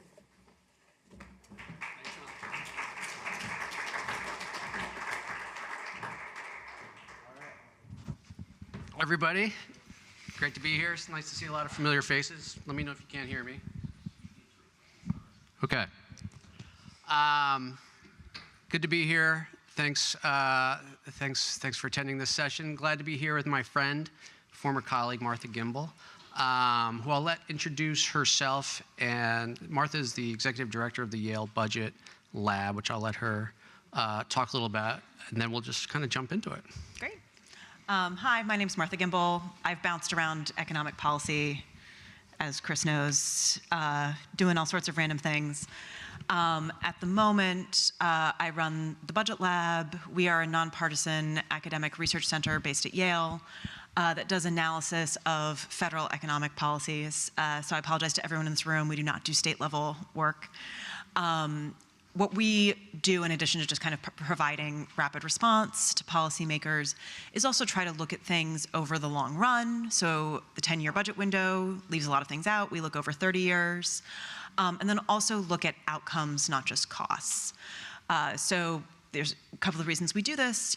One, there are certain policies that we think about that look very different over 30 years than over 10. So for instance, the TCJA extension in the short run spurs economic growth, but in the long run slows economic growth because of the increased debt burden. That doesn't show up unless you look further out. On a different note, any investment you make in children doesn't really show up in the 10-year budget window. I used to always say no 5-year-old has ever paid for themselves in the 10-year budget window. It was pointed out to me that Taylor Swift had actually paid for herself in the 10-year budget window. So no 5-year-old except for Taylor Swift has paid for themselves. Yes. Exactly. Yes. And then also, obviously, we do economic policy not just because of economic growth or budgetary impacts, but because it has outcomes that we care about. And so it's important for policymakers to be able to think about not just costs, but also benefits and what are the trade-offs there. That's excellent. So in this conversation, I want to touch on labor market. Today was Jobs Day, so I want to hear from Martha a bit on that. I want to touch on trade, tariffs, and maybe even a little bit of AI, and then love to hear a couple of questions from the audience. But maybe zooming out, there's, I wouldn't say recession talk, but I would say there's a stall that feels pervasive, or at least the vibes feel. The vibes are off. The vibes are off. Consumer sentiment has been low for a bit, seeing that reflected in spending. Holidays are here. Maybe that'll highlight trends, whether what's real, what's not. Manufacturing has been down for some time. There are parts of the country that might be feeling more recession-like than others. Interested in hearing from folks here who might be living in that. And then on top of that, there's the AI vibes, where CEOs can somewhat matter-of-factly, routinely talk about how all these jobs can be replaced. And so that's a real mixed bag right now, particularly if you look at just the stock market and what's kind of driving the numbers, while people are kind of getting their heads around what's this going to mean, and it's happening quickly. The Fed chair has said that right now it feels like we're driving through fog. Yeah. So Martha maybe is like our passenger seat, adjusting the defrost, maybe trying to give us a little bit of visibility. Jump in where you'd like, but maybe starting with sort of jobs and labor market. My defroster's not very good. It really is a very, very confusing time for the economy, partly because you're seeing different dynamics for the labor market, which has been weakening. I wrote a piece actually last summer saying, this is starting to look a little iffy, and it's only gotten worse since then. At the same time, you have other parts of the economy that are doing well. Consumer spending has held up much better than many of us expected, particularly in the face of tariffs. Investment has been fine. That's been partly driven by, the AI CapEx boom. And so you have this weird thing where, like, GDP in Q3 and Q4, sorry, quarter 3 and quarter 4, I'm going to do that a lot. If I do that, like, raise your hand and yell at me. It's probably going to look fine, but the labor market is looking really weird right now. That is partly because you've had a change in the immigration environment. And so just mechanically, you have removed a lot of people from the labor market. And so that just slows down the number of jobs you're adding each month, right? The CBO, the Congressional Budget Office, did some calculations last year, so did some researchers at Brookings, looking at how much of the economic growth was being driven by increased immigration, which does generally drive economic growth, and it was a lot of it. And so part of this is just a mechanical. You have fewer people in the economy, there's like less growth created. That being said, you're still also seeing the unemployment rate like ticking up over and over and over again. And so it's not just like mechanically you're removing people, it is also the case that the people who are staying, things are getting a little bit worse. Economists have been talking about how this is a low hire, low fire labor market. So hiring right now looks about like it did in the aftermath of the Great Recession. It is about as hard to find a job right now as it was in like 2011. But firing looks like it was in the late 2010s. If you have a job, you're relatively unlikely to lose it.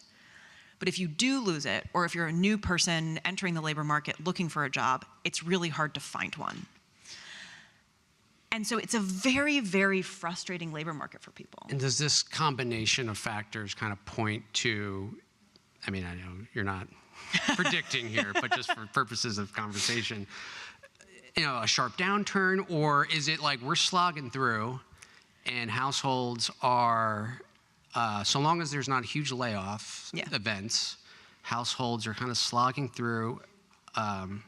Affordability is like a headache, but one that families figure out and kind of deal with. But it's, again, like we're just in this slog right now. It's what it feels like. We're in a slog.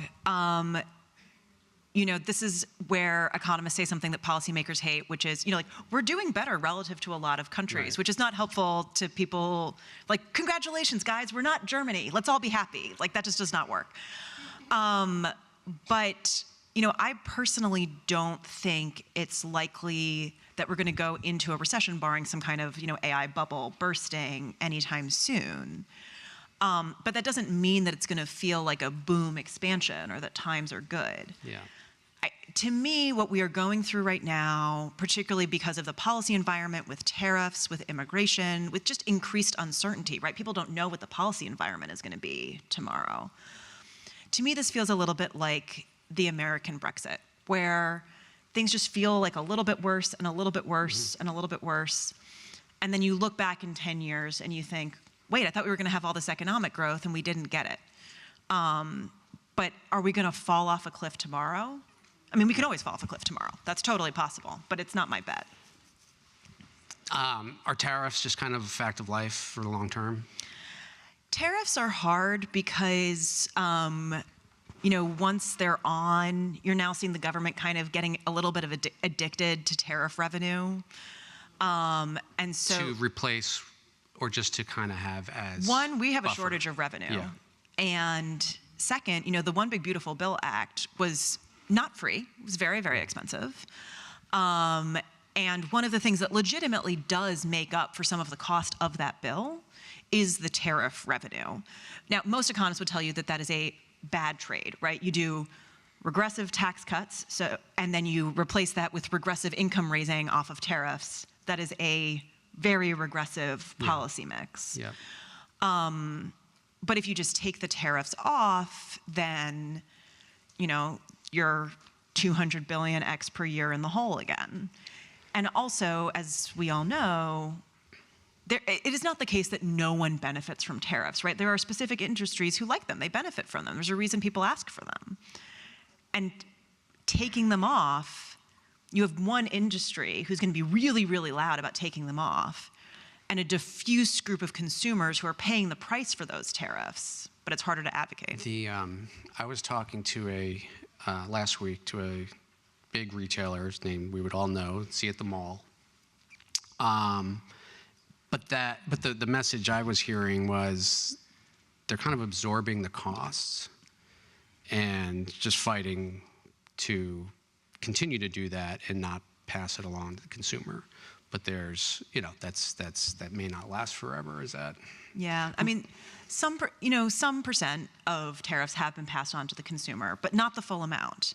And I'd be interested in what they said about their timing, but there's been some reporting that people are kind of trying to wait for the Supreme Court decision to come down, right? If the Supreme Court's going to overturn the tariffs that affect you, why bother to, adjust pricing? And that also, many companies do reprice in January anyway after the holidays. And so they've been kind of waiting for that moment, trying to get through the holidays, and then they'll reprice. So that's something to be on the lookout for. How about how do we think about sectors or just parts of the economy that bear the burden right now of the tariffs? I mean, ironically, tariffs aren't good for a lot of manufacturing, right? Many companies that manufacture, even in the United States, use imported inputs. And so if you're thinking about advanced manufacturing, things like that, you're actually going to see tariffs kind of slow that down a little bit. It's a little bit interesting. Joy Politano, who's an economist, has made this point. You're seeing this AI boom that is powering a lot of economic growth at the moment. The administration has explicitly accepted a lot of inputs that the AI industry needs from tariffs. And so in some ways, it's kind of this like amazing, not that we wouldn't be having an AI boom anyway, but like this amazing Like for data experiment. centers or for for- data centers, yeah. for chips, things like that. And so you kind of have this natural experiment where like you have this one part of the economy that is not tariffed and the rest of the economy that is tariffed. Yeah. And that part of the economy is going gangbusters. Yeah, yeah, interesting. All right, maybe sticking with AI. You were part of a paper released this fall looking at kind of labor impacts or what we've seen thus far in the evidence. You want to talk about that? Yes, I do. Yeah. So there's been a lot of talk out there about how AI is taking all of the jobs and it's a nightmare and that's the reason why the labor market is not good. There's a lot of hype about what's going on with AI.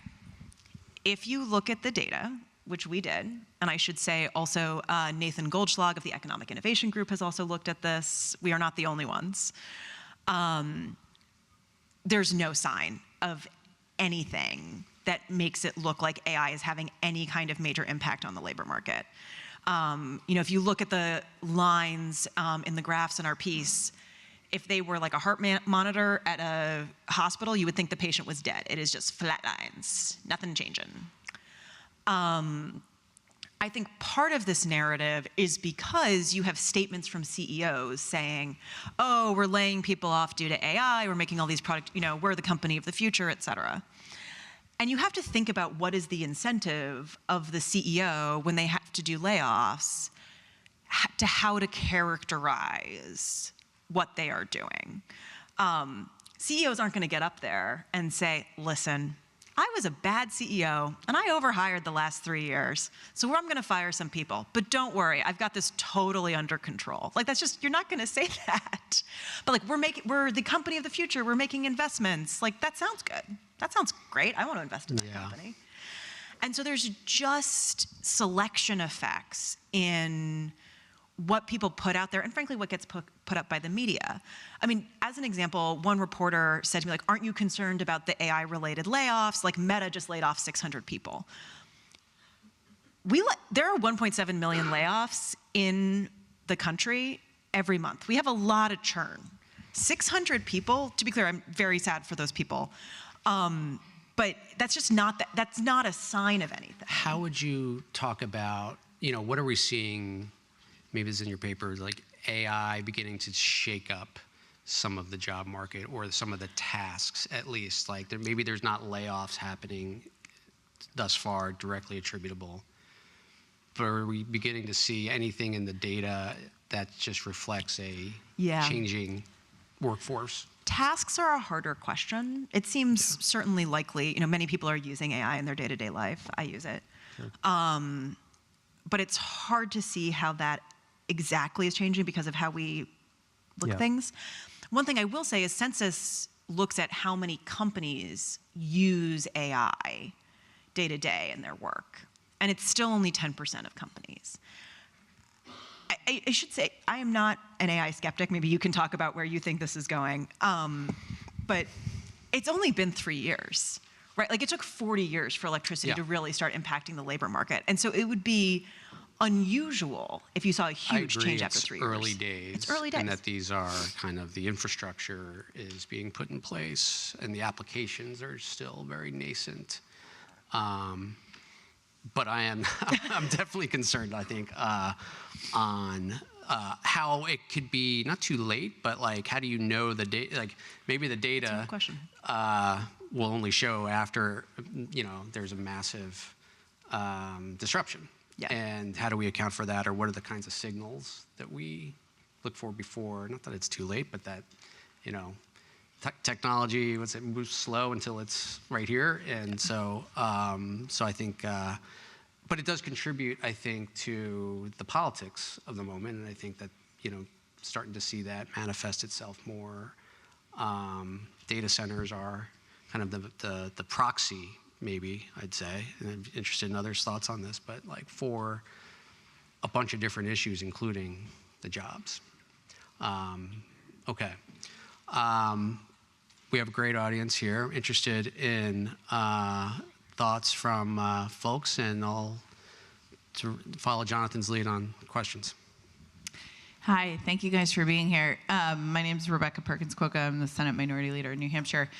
To me, tariffs are the issue. They're the thing we're not talking nearly enough about, and they're the forefront of the mind of all my small business owners in my district. We're in Seacoast, New Hampshire. You know, affordability is what we've all been talking about all morning. There's 19% average cost absorption that our consumers are about to have. So I'm hearing the same thing. Our businesses are absorbing these costs until January 1st, even locally. But we've seen a 10% drop in tourism business and just 10% drop overall. In the North Country in New Hampshire, we've seen a 30% drop in tourism due to tariffs. I mean, these are a huge economic hit. Are you seeing different regional effects? I mean, we've all like sort of heard about Farmageddon on the news. I'm in a place where we're near the Canadian border. Can you talk a little bit about just, is this just a hit all the way across, or are there different sectors or places where maybe I'm hearing more about it and other people aren't feeling as much of a hit? So before I get to sectors more broadly, one thing I just want to seize on is you mentioned small businesses. So tariffs really do hit small businesses, partly because, you know, big companies have entire departments that are devoted to figuring out supply chains, tariffs, et cetera. A friend of mine, even before this year, ran an entire team, like dozens of people, at a Fortune 500 company that was just like managing supply chains and figuring out tariffs. So when this all hit, to be clear, his job was a nightmare, but he was there, his team was in place, they could do that, they could figure it out. My friend who owns a small company was like, I don't even know who to call. And so this is bad for everyone, but bigger business is much better positioned to figure out how to handle it relative to smaller businesses that just don't have the resources. There are a lot of sectors that this is bad for. Like, someone was trying to talk about like winners and losers from tariffs. It's like, we're all losers. This is not good. I worry a lot about the construction industry right now, right? They have to import a lot of inputs. They are also a big employer of immigrant labor. That's a huge problem for them. And uncertainty makes it harder in construction, right? These are long projects. And so if I'm thinking about sort of the industries I'm most worried about, I do worry about manufacturing because of the inputs issue. I'm also very worried about construction.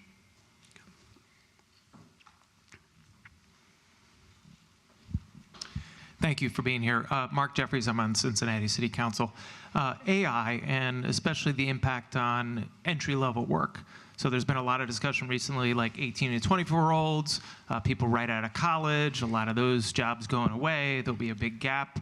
Comment a little bit about that, and then also as local policymakers, what can we do or what should we be thinking about? I'm going to make Chris talk about the prognostication here. I will just say, you know, there's been a lot of discussion about AI is already killing entry-level jobs. There's a couple of papers, I won't get into the like details of the papers, but that kind of show some impacts there. I and other economists are a little concerned about those papers. For one reason, they start showing the impacts immediately after the introduction of ChatGPT, and that sort of seems unlikely. One thing to keep in mind is that ChatGPT was released right in the middle of a Federal Reserve hiking cycle. And so one of the things that you would expect to see in response to that is a slowdown in hiring overall that particularly impacts young people and young people in cyclical industry occupations like HR, marketing, which are also things that we talk about as being exposed to AI.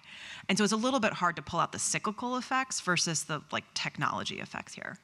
Agree but Chris with can that. speculate. Well, employers hire for skills increasingly, and I think what we're seeing and hearing from employers is a widening gap between whether it's a kid that goes to a 4-year college or a kid that goes to a 2-year school and is working part-time, or even a kid who, you know, goes right from high school into the workforce. Employers are increasingly saying like the skills are not there, and so I think that is also part, and that's AI related, but I think it's just also broader issues around education around the relevance of what kids are learning, particularly in high schools, and the in-demand skills that employers are looking for. And it seems like AI certainly accelerates those trends. I don't know if you saw this thing that came out of UCSD that like 25% of students in their remedial math classes could not do like basic math. And it was crazy. I mean, it's feasible that a kid can go through high school right now and even get good grades. Yeah, it's not. And you know, it's not clear what is being, you know, what he's learning. He or she is learning. Other questions?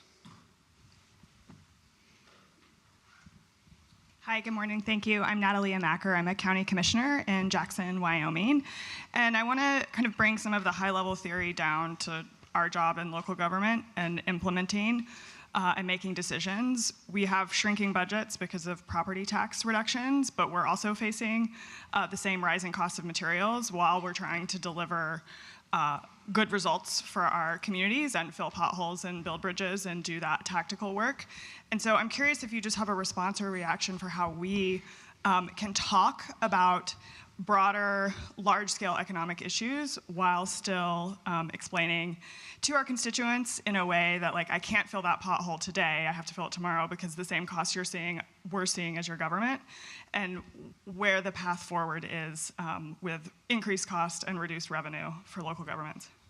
Well, I was going to ask if there's any thoughts on just sort of how to think about revenue projections on I mean, that's I mean, I worry about revenue in general, right? I mean, both like federally, but also obviously locally, you can get in a bad situation where you need to raise taxes because you have to deliver these services, but then people start leaving because they're annoyed about the taxes. In a way that's like less of a concern about the federal level. And it's once you're in that cycle, it's really hard to get out of it. Then more people leave. Then you have to raise taxes more to cover and so it's a really hard cycle to get out of, which I will say unhelpfully is why you want to make sure that you don't get into that problem in the first place, because once you're in it, you end up in this bad cycle. You're seeing the UK, for instance, dealing with this right now. On the what we do, and this goes back to the Cincinnati gentleman's question too, which I didn't field, like doubling down on your workforce training infrastructure, whatever that may look like. I'm sure that's something that a lot of folks in this room have experience in. But I think that bringing employers in, back to my earlier point, I think is even more important right now. I think leveraging your community colleges, and I think really trying to assess as a state, as a county, you know, what are the strengths, what are the anticipated effects of an AI accelerant, and I think just really doubling down. Like, I think that is just, I think across the board, but particularly I think when I think about on a local level, what can we be doing in a period of sort of uncertainty and policy uncertainty for sure for what seems like the next couple of years. I think doubling down on workforce training. All right, I think we're at time. Thanks to Martha Gimbel. Thanks to you all for joining this afternoon. Thank you for talking.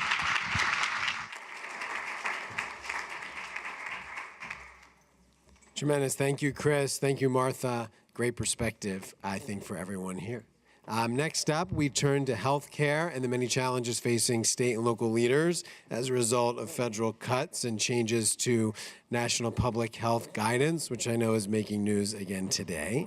To introduce this panel, I'm excited to recognize one of our Ideas Challenge winners from our health category, the mayor from Everett, Washington, Cassie Franklin, who won for her emergency mobile opioid team. Congratulations, Mayor, and welcome.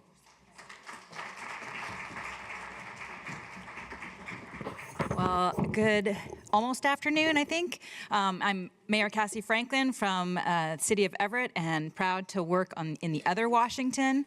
And it's an honor to open the session with a little bit about my award-winning project. But first, I just wanted to thank the New Deal for bringing us all together. Being with like-minded leaders when the world is in chaos, it's like group therapy. So I really just love this, and it's great to be here. But the real reality is when people are in crisis, they don't call Washington, D.C. They call their local government. They usually call their mayor's office. And it makes sense. We're the closest one to them. But often we don't have the solutions, the tools for these sometimes unsolvable problems. But in Everett, we're working really hard to tackle these head on. And the theme this year is lifting up policy solutions that build strong, healthy communities that reflects the work happening every day at the local level to respond to some of the toughest problems in America. And our winning idea centers on a program that embodies that approach. It's called Everett's Emergency Mobile Opioid Team, EMOTE, so it's easier to say. But first, a little bit about Everett. We are a mid-sized city, 115,000 residents, home of Boeing and the largest building in the world by volume, very much a working class city, beautiful waterfront, lots of things going for us, growing. But we are also struggling with the opioid crisis and the fentanyl crisis. We were the first city in the country to sue Purdue Pharmaceutical, and now with fentanyl coming in, we've been having a lot of challenges.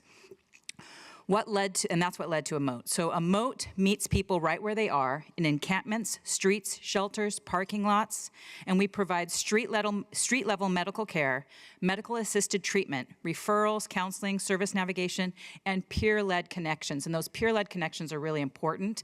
We have people who are very recently in recovery, helping people that are in the throes of active addiction.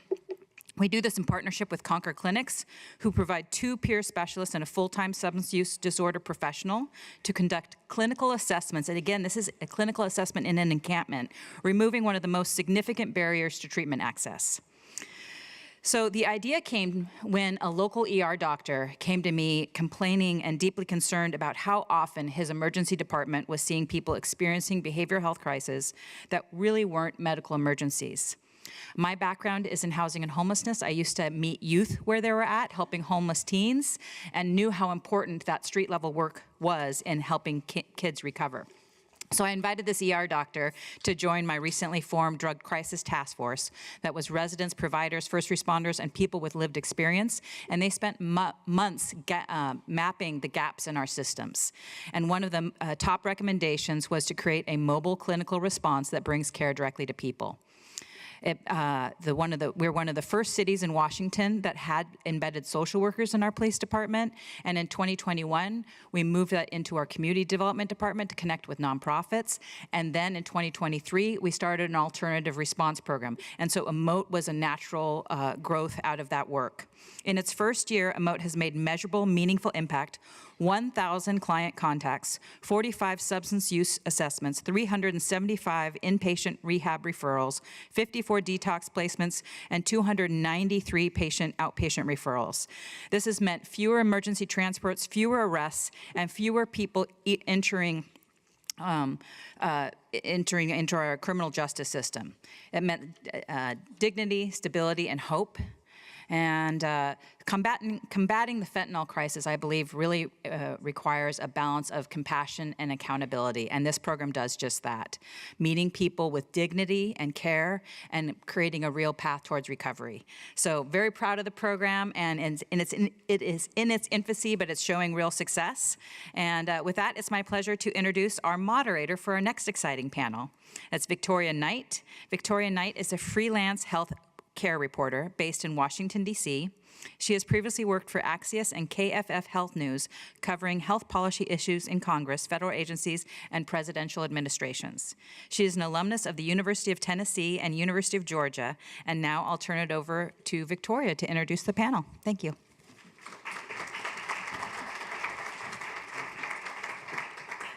Hi, everyone. I'm so excited to be here with you all today. And we have an awesome panel today for the healthcare portion of today's conference. So I want to go ahead and start out by introducing Dr. Aditi Malik. She is Chief Medical Officer at Hopscotch Primary Care, which is an organization that brings primary care to rural communities, and particularly seniors on Medicare. Dr. Malik has held senior leadership roles at the Centers for Medicare and Medicaid Services and also ran the statewide COVID-19 response efforts for the North Carolina Department of Health and Human Services. Next up, we have Lisa Hunter.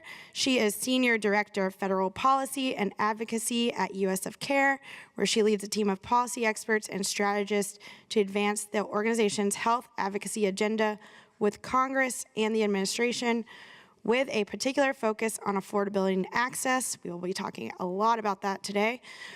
Lisa previously held positions at Families USA and the Better Medicare Alliance. And then finally, we have Mayor Lee Harris. He is the 6th mayor of Shelby County, Tennessee, which includes the metro area of Memphis, Tennessee. It's one of the largest counties in the South with nearly 1 million residents. In addition to leading Shelby County government, Mayor Harris also chairs Shelby County's retirement system. Prior to his election in 2018, Mayor Harris was a longtime professor of law at the University of Memphis. He has also spearheaded Shelby Cares, a neighborhood health hubs program in Shelby County that we're also going to hear about today. So join me in welcoming our panel today.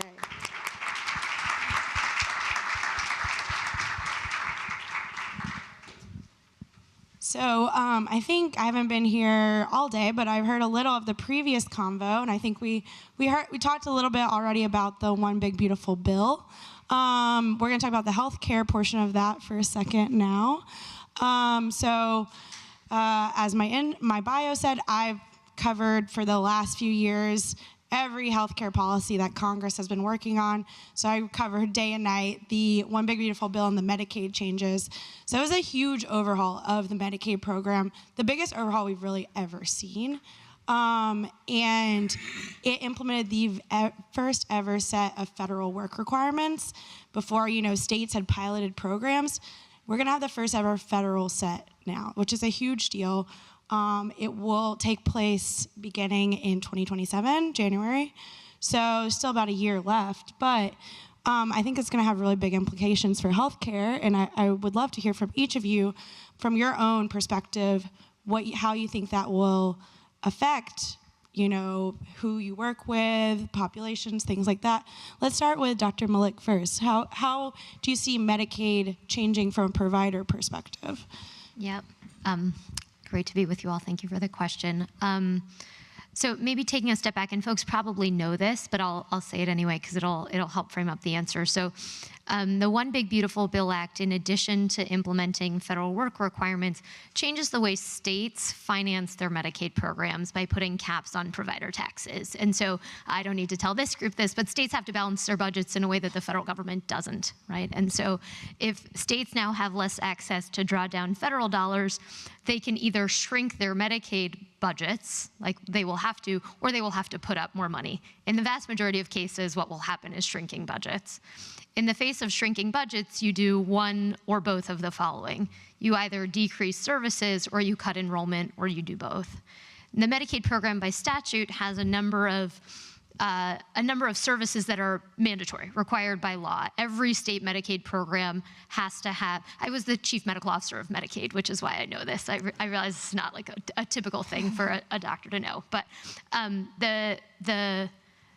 the statute says that the Medicaid program, for example, has to cover outpatient services, has to cover inpatient services, and a range of other things. But things like home and community-based services, the pharmacy benefit, are actually optional benefits in statute, right? So one of the things I worry about is that states will cut benefits that are optional because they have no other choice. Folks probably know this, Medicaid is the largest payer of long-term care services in this country. Medicaid is the primary payer of behavioral health services in this country. And so in a social safety net and a healthcare safety net that has Swiss cheese-like holes in it already, those holes are only gonna get bigger because of the financing issue that I just described. The other thing that you worry about happening is, as I said, enrollment cuts. Part of that will be because of work requirements. And this has happened in the states that have implemented this through 1115 waivers. Georgia tried it, Indiana tried it. You end up spending millions and millions of dollars, and turns out people don't work any more than they would have before because the vast majority of working age eligible people on Medicaid already work and very often have 2 jobs to support their households. So there's in fact no increase in long-term meaningful employment, and you just have people churning off the program because of bureaucratic hurdles. The other thing the OBBA does is it increases the frequency of eligibility determinations. So historically in Medicaid, eligibility determinations happen annually. They are now every 6 months, which is just another opportunity for people to fall off the system because of changes in either real changes in their circumstances or in some cases just an inability to be able to navigate what is a very complex system. So against that backdrop, against the backdrop of shrinking budgets, potentially decreases to scope of services and decrease to enrollment counts, what does that look like then for the provider side, for doctors, nurses, community health programs, safety net providers that are trying to care for people that are on Medicaid? Newsflash, demand's not gonna go away, right? So like people aren't suddenly gonna be less sick. And so they will, I think the unfortunate reality that I would anticipate happening is people either delay accessing care because they have no way to pay for it. See affordability comment earlier. I was reading, by the way, a side note on the way here, Mercer put out a blog about what they project based on their survey, healthcare costs to be, even in the employer-sponsored market, $18,500 per employee. The cost of health insurance in this country for people that are fully employed and get sponsored coverage through their employer is $27,000 for a family of 4. And that's effectively above the income limit for people that would qualify for Medicaid. So just to put in perspective what we're talking about here. So delays in accessing care or just foregoing care altogether. And then downstream of that is, again, because people aren't gonna be any less sick, they'll show up in emergency departments or urgent cares instead of going to primary or preventive care. And then in the way that the changes to the provider taxes shift costs in the Medicaid program from the federal government to the state level, these types of changes also shift cost in the system from the payer, in this case, the state or the federal government, to the providers. So we'll see rises in uncompensated care just because there's no insurance reimbursement mechanism, but still people will need those services. Awesome. Lisa, do you have a perspective on, these Medicaid changes? How will that affect affordability and access? Yeah, so I'm really glad you covered all the policy bits because I think the evil genius behind this bill, so we call it OB3 because I think it sounds cooler than just saying one big beautiful bill, but what OB3 really did is sort of like death by 1,000 paper cuts because it had changes not only to the Medicaid eligibility verification, right, increasing the frequency that a state has to go through in order to verify that people who are eligible are actually in the system. And by the way, as some of you guys will know very well, some of the states are not just running the Medicaid eligibility out of sort of the central office, they're run out of counties too. So adding and doubling the amount of eligibility verification, what is that gonna take? What does that take for your eligibility systems, IT systems? Are you gonna have to hire new staff? With what money, right? And so all of these are sort of on this sort of collision path that is already really strained under existing budget constraints that states are already facing, et cetera. I think one of the things that is in this bill too is a $35 cost sharing imposition for Medicaid services. And we already know that even if you impose cost sharing on a service, to the tune of $5, that will have an influence. Like there are behavioral economics behind that showing that patients will either avoid going to the doctor or just simply forego the care altogether. And so $35, that's a new dynamic into the Medicaid system for real people. And then there are a whole lot of sort of like paper cuts that are happening on the marketplace, ACA marketplace side. And so you're gonna see a lot of folks who are not able to remain eligible or enrolled in marketplace coverage. So all of this combined, I think we are anticipating things to get a lot worse before they get better. And to the point that Dr. Aditi was saying a moment ago around, there are gonna be really excruciating decisions that you all are unfortunately saddled with making around, do we cut benefits? Do we make, what are sort of the dials that we have to unfortunately turn in order to make ends meet budgetarily. And what I think this is going to mean is that in states, you're going to see somewhat of a food fight. And so for those of you who are in the legislature, I think you can expect to see certain lobbies coming your way asking for you to preserve access to eligibility categories or certain benefits, right? I'm wondering, and I think it's still a little bit early, but ledge sessions in some states are going to get started. There's probably some preliminary planning happening right now around what are the bills that we have to introduce, what's the legislation that we need to introduce in order to address some of these benefits and preserve access, protect benefits, et cetera. And by the way, some of you also know that the Rural Health Transformation Fund was in this bill. And I suspect we'll talk a little bit about that. But this is $50 billion coming to states. Many of your states have, actually everybody's submitted an application. And money should be coming into the door on January 1st, 2026. But for a lot of states, you're gonna have to pass enabling legislation to actually appropriate those dollars to wherever they need to go based on what was in the state application that came out of the governor's office. And so there's a ton of legislative activity that's gonna have to happen. And colleagues and peers and other sort of national membership organizations have shared with us at least that the top questions that they're getting from state legislators right now is, what was in this bill? And when do I have to worry about this? Which is a little bit of a yikes, because I think this is fast and furious coming, and work requirements are gonna have to be implemented and go live by January 1st, 2027. This is like warp speed implementation, and I commend all of you for being in the hot seat in what is effectively running into the fire every day to implement. Yes, so I'll stop there. I know I've just rambled on, so. No, that was great. And Mayor Harris, from the state and local level, how are you guys thinking about this overhaul to Medicaid? Is it something you guys are already talking about, preparing for? And do you worry what that means for access to healthcare for residents of Shelby County? Yeah, absolutely. Let me, for background, so Shelby County is 1 million residents, 7 cities, including the city of Memphis, which is our county seat. And I like to say that Shelby County, which is diverse, which is 50% African American, I like to say Shelby County is the largest and the most diverse and the greatest county in the state of Tennessee. So Shelby County government that I help lead is, huge government, 5,000 employees, massive budget, and a responsibility for public health, the health department, but also we own the public hospital. And so we see lots of implications coming down the pike. And I am in a state, the state of Tennessee, one of the few states that has not expanded Medicaid yet. And so because of that, we've missed out on a lot of those Medicaid dollars, which would have provided access to several 100,000 Tennesseans. In addition, now we're gonna face Medicaid cuts, which is also gonna reduce access through the big, beautiful bill.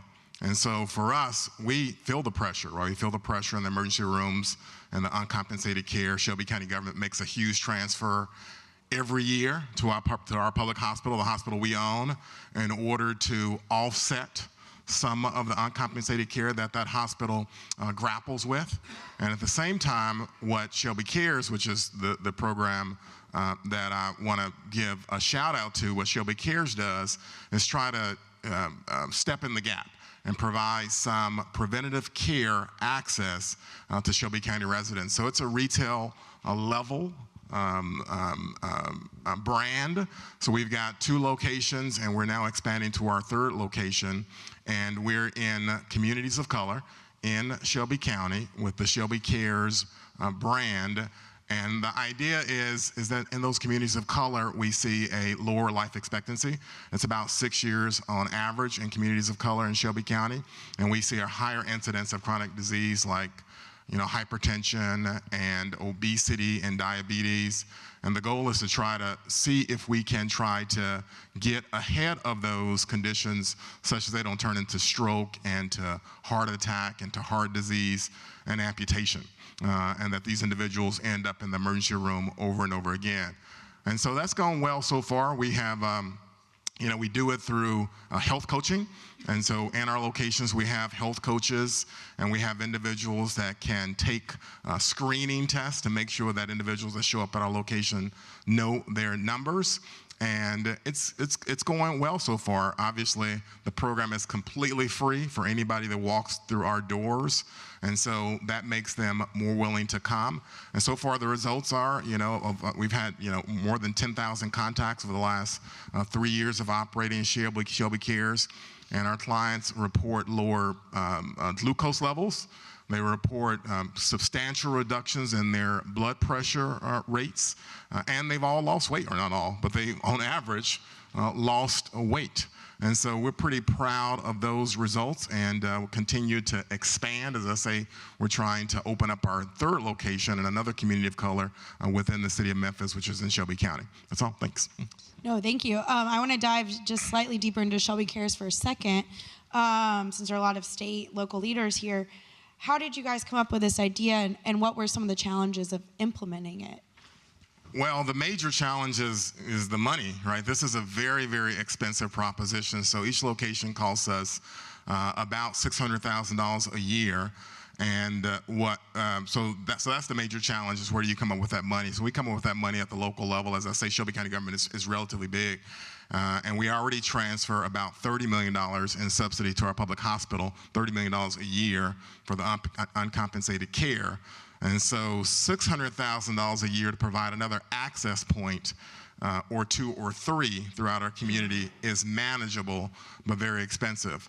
One of the advantages we have in Shelby County is that we have the medical campus. So University of Tennessee is located in Knoxville, of course, which is in East Tennessee, but for whatever reason, they located their medical campus in West Tennessee.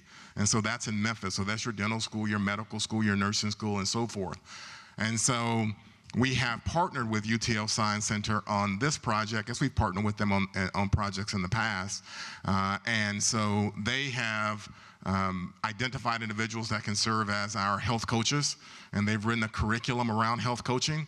That curriculum is national, or we'd like to think that it's going to go national and help other communities that want to implement our health hub program. And so that's one of the ways we kind of got this party started, is UTL Science Center was willing to really focus on preventative care. A lot of their researchers and professors were already in that area, and they were willing to really dig in and write a curriculum that would be applicable to our community. Awesome, thank you. Yeah. Okay, we're gonna do one more broader federal policy question, and then I think we're gonna go to questions from the audience after that. But okay, we talked about Medicaid a lot. Let's go to the other big thing that's being talked about a lot right now, the ACA tax credits. Those are expiring at the end of this year if Congress doesn't act. That was really one of the big issues during this whole longest government shutdown we've ever seen, was Democrats wanted Republicans to sign on to extending these tax credits. Republicans said, we don't want to do that right now. May we'll talk about it if you reopen the government. So that was part of the standoff. There are other political factors, of course, but that was one of the big policies that was part of that whole ordeal. So we're going to see what happens. The government is funded now, but only through, I think it's sometime in January. So it's possible these tax credits will expire at the end of December now. What does that mean? Let's start with you, Lisa. For healthcare access, again, this is compounded now on top of, potentially compounded on top of the Medicaid changes. So what does that mean? Does that mean another different population is affected by not having health care? What do you see? So the end result will be people will lose coverage. They will not be able to afford coverage. I'll pass off a sort of unidentified anecdote, which is we were hearing from a Senate office a week or 2 ago. 2 parents both have cancer right now, have 2 kids. They both, their family is on an ACA marketplace plan, and their premiums have gone up by at least $1,000. And they have to afford the co-pays and co-insurance associated with chemotherapy and all of this. On top of the emotional sort of bandwidth that it takes to go through chemotherapy, et cetera. And the decision that this family is having to make right now is we can afford coverage for one parent, but not for both. So which of us has stands a greater survival rate? And that's heartbreaking, and I don't believe that it is an isolated case. I believe that there are stories just as devastating that are happening across the country.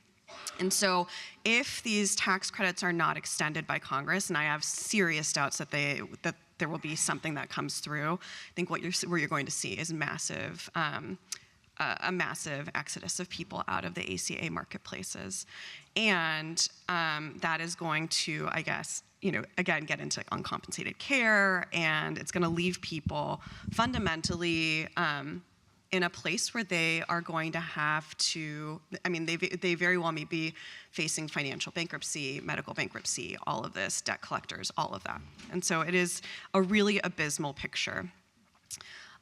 Even if Congress decides to extend the tax credits, right, there was a promise of a vote in the Senate, one chamber, not both chambers, just one chamber, but even if Congress, by miracle, decides to extend them for even like a pittance, which would be like a year, you would still have to take healthcare.gov offline for at least a couple of weeks. All of the state-based exchanges would have to come down as well to make the necessary like technological, changes, and then repost it. You'd have to extend open enrollment further. I mean, you're gonna lose people either way. And so there's really no good option here.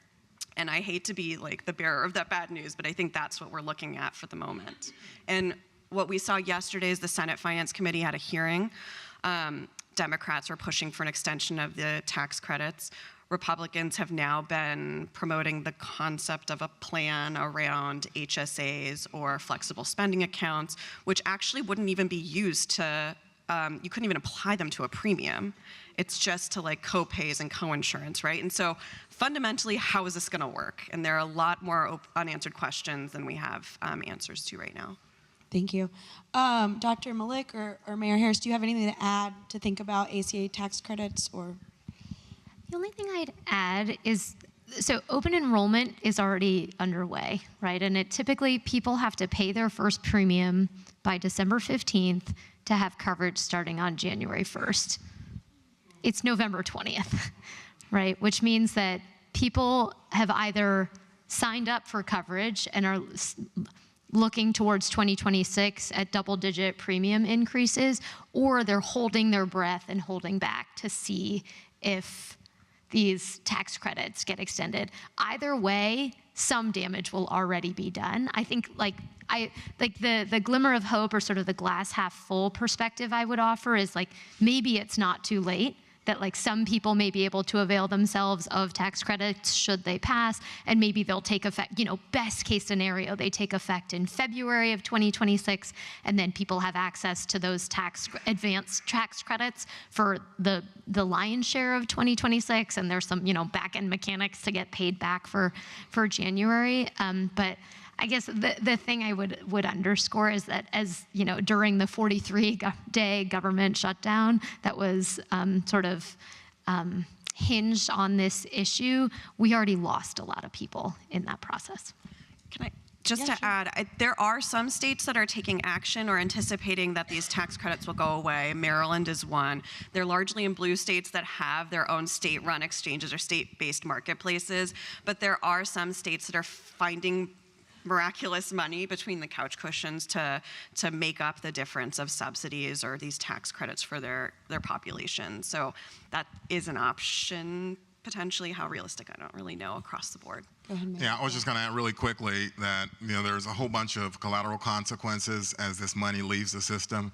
I mean, some of them are obvious to people in this room, the state and local leaders. One is, our hospitals are made more vulnerable as there's just less money in the system. And so that's no truer than in Tennessee. We've lost more rural hospitals than I think anywhere else in the country, and that certainly happened in West Tennessee. And once you have that happening, that leads to economic development problems, because you're not going to get a major industrial concern to move into your state without access to a hospital. And we just witnessed that. We brought a manufacturing plant to West Tennessee called Blue Oval, produced the Ford F-150, and they wouldn't go forward without some negotiation on reopening our rural hospitals that had closed in West Tennessee. And so the state had to scramble to reopen the rural hospital, which is great, and so forth. And we still probably lost the plant because of tariffs and because a lot of the parts were Southeast Asia, and so forth. And so the tariff still made people pretty jittery. And so we're still in trouble, but just, that all these things are connected. Awesome. Thank you all for all those different perspectives. Amazing. It looks like we have exactly 7 minutes for questions. So I think there's a mic somewhere. I don't know. Yes. Okay. Yes. There is a mic if anyone has a question for any of the panelists. Oh my gosh, a quiet group Right about before lunch. healthcare. Oh yeah. Hi, everyone. State Representative Kate Farrar from Connecticut. Nice to see you all. Thank you for highlighting the truly heartbreaking decisions that people are making right now in their lives. I know in Connecticut, even the last few weeks in my district, we have folks, who truly have obviously relied on the marketplace because of their underlying health conditions that you noted, right? One having MS, one having a husband with a chronic immune disease, and this is exactly the people who are going to be going without insurance. My question is really, I think in all of our states, right, we're trying to be mindful of needing to move quickly, but also trying to be mindful of having all of the information at hand so we can create strategies that actually help the folks in our state as we go through these tumultuous times. And you mentioned Maryland, obviously looking at continuing the subsidies. I think that's a short-term thing, but I'm curious for all of us longer term in our states, this is really posing the question for us about how we rethink really these two models of health insurance that we've had between Medicaid and the marketplace, and rethink what we're going to do as states. I know in Connecticut, we're rethinking a public option, rethinking a Medicaid buy-in. I just wanted to kind of bring up a question to all of you. What other things should we be thinking about proactively as we head into this next year, instead of just focusing on the work requirements that Medicaid is going to be pushing us towards? So thank you. Whoever, yeah. The basic health plan and state-run public options came up in the Finance Committee hearing yesterday. This is a place where United States of Care, our organization, has actually helped stand up public options in like Minnesota and Washington, et cetera. And so if you're interested in that or basic health plan, happy to talk offline. I would say there are those kinds of reforms. There's also fundamentally reassessing within your state payment and delivery system opportunities, which I think Hopscotch does really well, which is how are we paying for care? And newsflash to everybody here, we don't really pay for care in the United States in the most rational way. And so are there efficiencies that we can gain by looking at prices? And this is one of the things that I think a lot of Rural Health Transformation Fund applications is trying to drive, is new payment models. We are proponents of hospital global budgets, which is like a very wonky term. Happy to talk offline about that. But there are ways to better implement models for paying for healthcare in your state. And there are states that are already actively doing this work: Connecticut, Vermont, Colorado, New York has some of this work. So there are ways to, and we're happy to connect dots as well with other leaders. The other thing that I would say is it's really important. DC has, and I don't mean this in a disparaging way, but we have a tendency to be very ivory tower about the next big thing in healthcare. And the knee-jerk response from thought leaders and legislators here is we know best what needs to happen. And I think now is also a time, it's an open field. And so to the extent that state legislators, state implementers have big and bold ideas for reimagining what healthcare in this country can look like, now is the time to be sort of leveling that information and those ideas up for federal uptake longer term. Awesome. You guys have anything to add? I'll just quickly say on that piece, two things that I think are going to be transformative moving forward. One is technology. And I don't mean to throw out AI because it's the topic du jour. NVIDIA is now worth $5 trillion. We'll put that aside. But healthcare is delivered by humans. 90% of healthcare services are delivered by humans. But there are so many routinizable, automatable, garbage administrative tasks in the care delivery system that are so ripe for automation. And obviously that requires upfront investment, but I am bullish about the investment of those dollars now actually makes care far more streamlined, far more effective in the out years.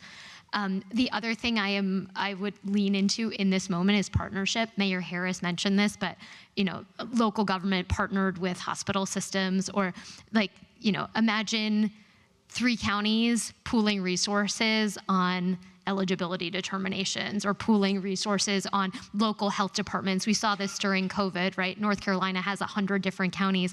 The counties that did a particularly effective job were the ones that were able to stitch together resources, because county lines, you all know this, are somewhat artificial, right? People travel across them, they live in one, they work in another. So the ability to partner, blend, braid funding, but sort of pool resources also helps dollars stretch a little bit more.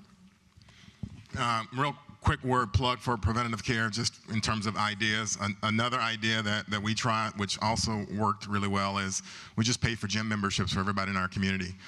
In other words, you can find gyms, we've got many of them, I'm sure your community does too, and enter into an arrangement where you prepay for anybody that goes to exercise classes. And it's expensive. I mean, it costs us about $30,000 to $40,000 per gym to pay for them to accept all commerce for free for exercise classes. We did that with 6 or 7 gyms in our community, and I went to some of those exercise classes, and it is incredible to see, because it is a diverse group of people exercising. People bring their kids, it's older folks, it's young folks, it's people that go to classes all the time, all in the same room, because now gym classes are free. And so obviously that contributes to good health and preventative care and so much more. Yeah.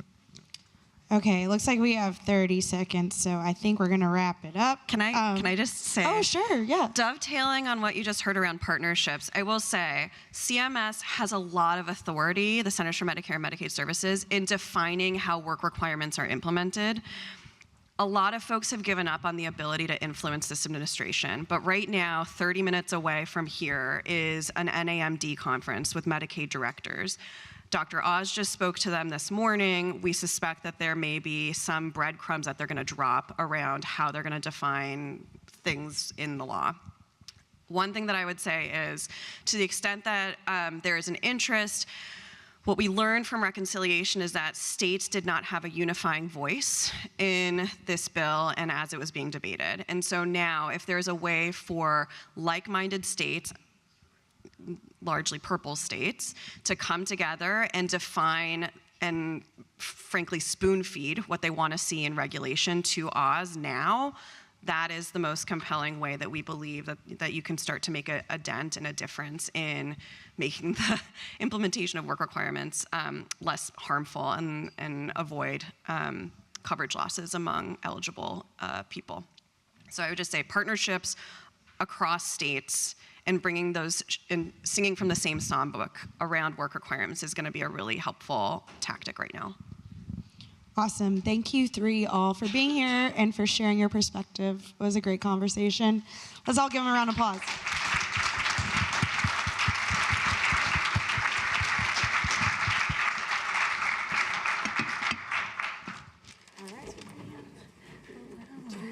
No, I'm all good. I'm all good. Good afternoon, everyone. Thank you to all of our panelists for that amazing discussion. I am here to share some great news. I get to dismiss you for lunch. My name is Natasha Dabrowski. I'm Chief of Staff here at New Deal, and just outside of those ballroom doors, there are 2 double-sided buffets with lunch provided. There's also beverages outside of the room. As you'll note from your program, we do have a special guest speaker from my home state of Michigan, so please get your lunch, get your beverages, come back into the ballroom, take your seats, and we'll start our special programming as soon as everyone is back in the ballroom and seated ASAP. Thank you.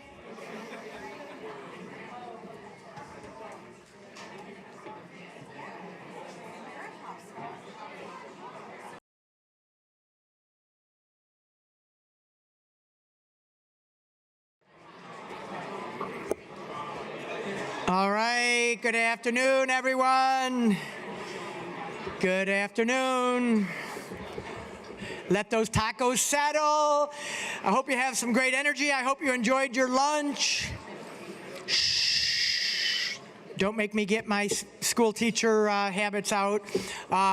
Hey, everybody, just as a reminder, my name is Dave Coulter. I am a New Deal member. I am a county executive from Oakland County, Michigan. And the reason I'm standing in front of you today is because our next speaker also lives in Oakland County, Michigan, and I happen to know her really, really well. And I am beyond thrilled to be able to introduce her to all of you. And the first thing you need to know about Alyssa Slotkin is that she's dedicated her career to the country that she loves. It is in her DNA. She was a former CIA analyst, and she served 3 terms in Iraq alongside the U.S. military. I know, right?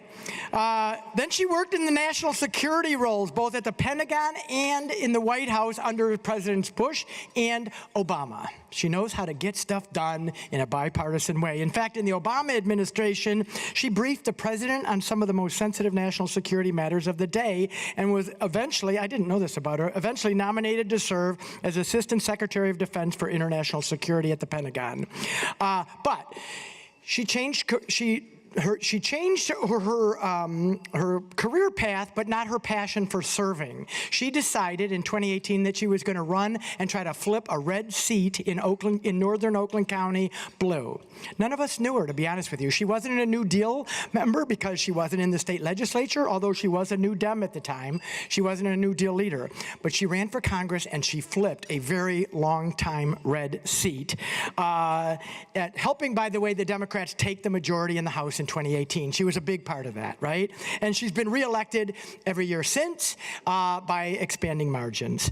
I got to know her very well because she also, with me, I became county executive in 2019, so we've kind of, our paths have crossed, and we worked on 2 really important things together. First, COVID-19, where I saw how tenacious she was about resources and science, and then we had a mass school shooting at Oxford High School where 4 students were murdered, and Alyssa and I worked side by side on that.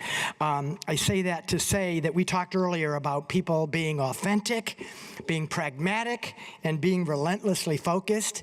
I can't think of a better description for my United States Senator and my friend, Alyssa Slotkin. And just so you know, to bring it all home, back in 2024, Alyssa decided that she was going to run for an open seat in the United States Senate for the retiring seat, the seat of the retiring Senator Debbie Stabenow. And she did what she always did, which is she won a tough seat in a tough year where Michigan unfortunately voted for Donald Trump. Sorry about that. We won't make that mistake again. But Alyssa won in that race. And next year, when Gary Peters retires, she's going to be the senior senator for Michigan in 2 short years. I want to welcome to you my friend and my United States Senator, Alyssa Slotkin.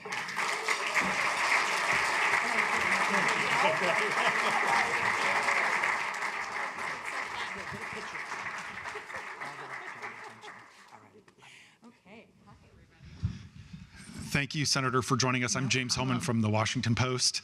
Great to have you here. Great to be here. Lots to talk about, including what Democrats can learn from your win in Michigan. But I want to start with the elephant in the room. Even by Donald Trump standards, the social media post this morning was pretty outrageous. You organized a group of 6 former military and intelligence lawmakers to record a video that explain to people that they don't have to follow and they shouldn't follow. It's against the laws to follow unlawful orders, standard political message. And while you've all been here today, President Trump said that this is seditious behavior at the highest level. He called you a traitor to our country who should be arrested and put on trial. And he said an example must be set. And then he re-truthed a bunch of really vicious, awful things, like all caps, hang them, George Washington would. Really pretty gross comments in this era of political violence. Would love to get your reaction. Sure. Well, hi, everybody. Hello. It has been a bit of a wild morning, and I appreciate the security that came with me today. I mean, I think if you just take a step back, we have the President of the United States calling for a group of service and veteran lawmakers to be arrested, tried, and then hung. I mean, this is what he said. And because we made a video that he didn't like. Right. And I think separate from any one of us who made the video, this is just, for me, about who we are as a country and whether we're going to accept that this is the new normal for how we treat people we disagree with. It's about the example we want to set for our kids, and it's about whether we are going to accept that this is just how we're going to engage with each other. You know, in my previous life, swore an oath to protect and defend the Constitution. I took that same oath when I was sworn in as a senator 11 months ago, and that oath is to the Constitution, not to any one man, any one president. And I think, certainly for me, I refuse to be intimidated out of fighting for the country that I love. And I think, and you all know this as state and local officials, fear can often be contagious. And when it's scary and people don't speak up, then it kind of spreads. But if fear is contagious, so is courage. And I think when a lion's share of Americans understand that it is in their own power to push back on this kind of rhetoric and this kind of threat, that's when we actually turn the tide. So I appreciate the support, I appreciate law enforcement, but this country has given me everything. I am here because I'm an American and it gave me everything, and I'm not gonna shut up because Donald Trump is threatening me.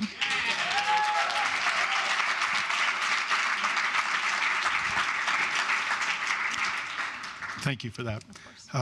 Let's talk about I think one of the big focuses of the day. As we just heard from the county executive, you won last year in Michigan at the same time Donald Trump won that state. Before that, you won the 7th district, a very tough district that Trump also won. You know, a year later, what lessons can Democrats learn from your success in 24 as they look to 26 and beyond? Yeah, well, first of all, shout out to the Michiganders in the room. I know there's a bunch of you here. Yeah, you can clap. Thank you, Winnie. Thank you, our Senate Majority Leader. I think, look, when I think about how we were able to win, and it was a very close race, we won by 0.3%. The things that I think were important then and are still important now, and certainly in the last election we had 2 weeks ago, I think we saw this in spades, is that the country is really screaming out for two things. And it doesn't matter if you're in Kansas or Manhattan or Michigan or wherever. They want to ruthlessly focus on the cost of living and preserving the American dream. Like that, it doesn't matter which city you're in, people are questioning whether you can still achieve the American dream here. And then number two, they want a new generation of leaders. And they're willing to take leaders they don't know as well over microwaved leftovers, right? And so I think, you know, we ignore those two themes at our peril. And, you know, we are all gonna speak differently and talk about, you know, some people are gonna talk about the price of healthcare as one of those cost of living things. Others are going to talk about childcare, or, you know, but it should be under the rubric of how do we make the American dream something that's there for our kids and our grandkids. And that unites people, whether you're a recent college grad or a retiree or someone working at an auto plant. So those two themes, I think, are the way that we succeed. The winners in New Jersey and Virginia, your former colleagues in the House, good friends, and yeah. good friends, also national security background. I think, you know, Zohran Mamdani got a lot of attention because it's the New York media market and it's the biggest, but they were able to win in these tough states. What do you make of those results? Well, again, I mean, I think the theme of a new generation of leaders is still the right theme, and what works in Manhattan is going to be different than what works in Virginia, and that's okay. Right? And I think the watching my good friends Mikey Sherrill and Abigail Spanberger win in their respective states and win by really big margins in states that are, in some cases, sometimes hard to win, right? A place like Virginia is typically thought of as swing state. It's a good sort of check in on where the country is, particularly swing voters and independent voters. And we all know that those are folks who often determine the outcome of elections. I also think they focused on cost of living, just in whatever worked. You know, New Jersey is different than Virginia. It worked. But I think it's also about having a positive affirmative agenda, not just pointing at the other side of the aisle and be like, they're bad. Yeah. That doesn't work. Right. I mean, you know, and I have lots to disagree with Donald Trump on any day of the week, especially today. We have to show our value proposition to the American people, and that means we need to articulate what we're for, not just what we're against. And that's something that Democrats, even sometimes we don't do it, and sometimes we don't do it well. Right? And this isn't about like a 15-paragraph policy plan that is on your website that they can refer to, right? That's not, I mean, yes, we need to know the policy is real, but we have to communicate our new ideas in exciting ways, in clear ways, and explain why we deserve their vote over the other side. You've talked about the need for alpha energy. Coach Campbell of the Lions, I love Michigan, but don't love that the Lions beat the Commanders a few weeks ago. Yes, revenge game. But can you talk about how the people in this room can take what works for the head coach of the Detroit Lions and integrate it into their races, into what they're doing back home? Yeah. You know, I've been trying to visit a bunch of different Midwestern states. I was just in Kansas. I was stopped by Missouri. I was been to Wisconsin. I was in Pittsburgh. And I'm trying to elevate the role of the Midwest in, frankly, the Democratic Party and in the country in general. My theory is what works in the middle of the country will work on the coast, but it doesn't necessarily work in the other direction, right? And I want to elevate, I know, that's controversial. I hear the whisperings. I hear it, it's okay. But I think the alpha energy is something that the Midwesterners understand. Coach Campbell is my perfect example of coach energy. He took a team that was struggling for a very long time. It was hard to be a Lions fan for many, many decades. And he said, here's my plan to lead us from the dark into the light. Come with me, here is my plan. And when his players did great things, he hugged them and cried with them. When they didn't do things well, he held them accountable. But he made you believe it was possible, and he showed people the path. And I think that elected leaders can take a lot from that, because people are nervous, they're concerned, they don't know if the country they grew up with is gonna be there for their kids and grandkids, so they need some of that kind of alpha coach energy to get them through. They're looking for leadership. And Democrats haven't always had a whole lot of alpha energy in recent years, and I think that that's a problem. Certainly a problem in my state and in the middle of the country, where we wanna know that our leaders have a plan and they're confident and they're willing to go on offense. A lot of that, I think, is key to winning back working class voters, who you did better with than I think a lot of national Democrats have done. Talk about the economic message that Democrats, I think, are starting to hone in on in terms of being for something, not just being against Trump's, economics, but like tariffs is one where traditionally some Democrats supported tariffs. A state like Michigan has lost a lot of jobs over time. What's the affirmative vision on economics? Yeah, I mean, certainly on tariffs, I can't think of a state that's more impacted by tariffs than Michigan, where manufacturing is our primary industry. Agriculture is not far behind that. Soybeans, a lot of soybeans. And then we're on the border with Canada, and we did a lot of work to integrate our supply chains. And Michiganders do not love hating on Canada, right? And I think when it comes to trade, most people I know are not against tariffs writ large, like they're all bad. We've had a sugar tariff on foreign sugar my entire life, for 100 years, right? And it's okay, but don't be sloppy about it. Don't just make up numbers, throw things on without any thought about what it's going to do to the industries you're trying to help. And I think a scalpel, not a sledgehammer, I think is the right approach. And look, Donald Trump often has the wrong answer to the right question. right? He often picks up on that kernel of reality that's true. I want to bring manufacturing back to the United States. That's if you're a Michigander, that's like part of who we are.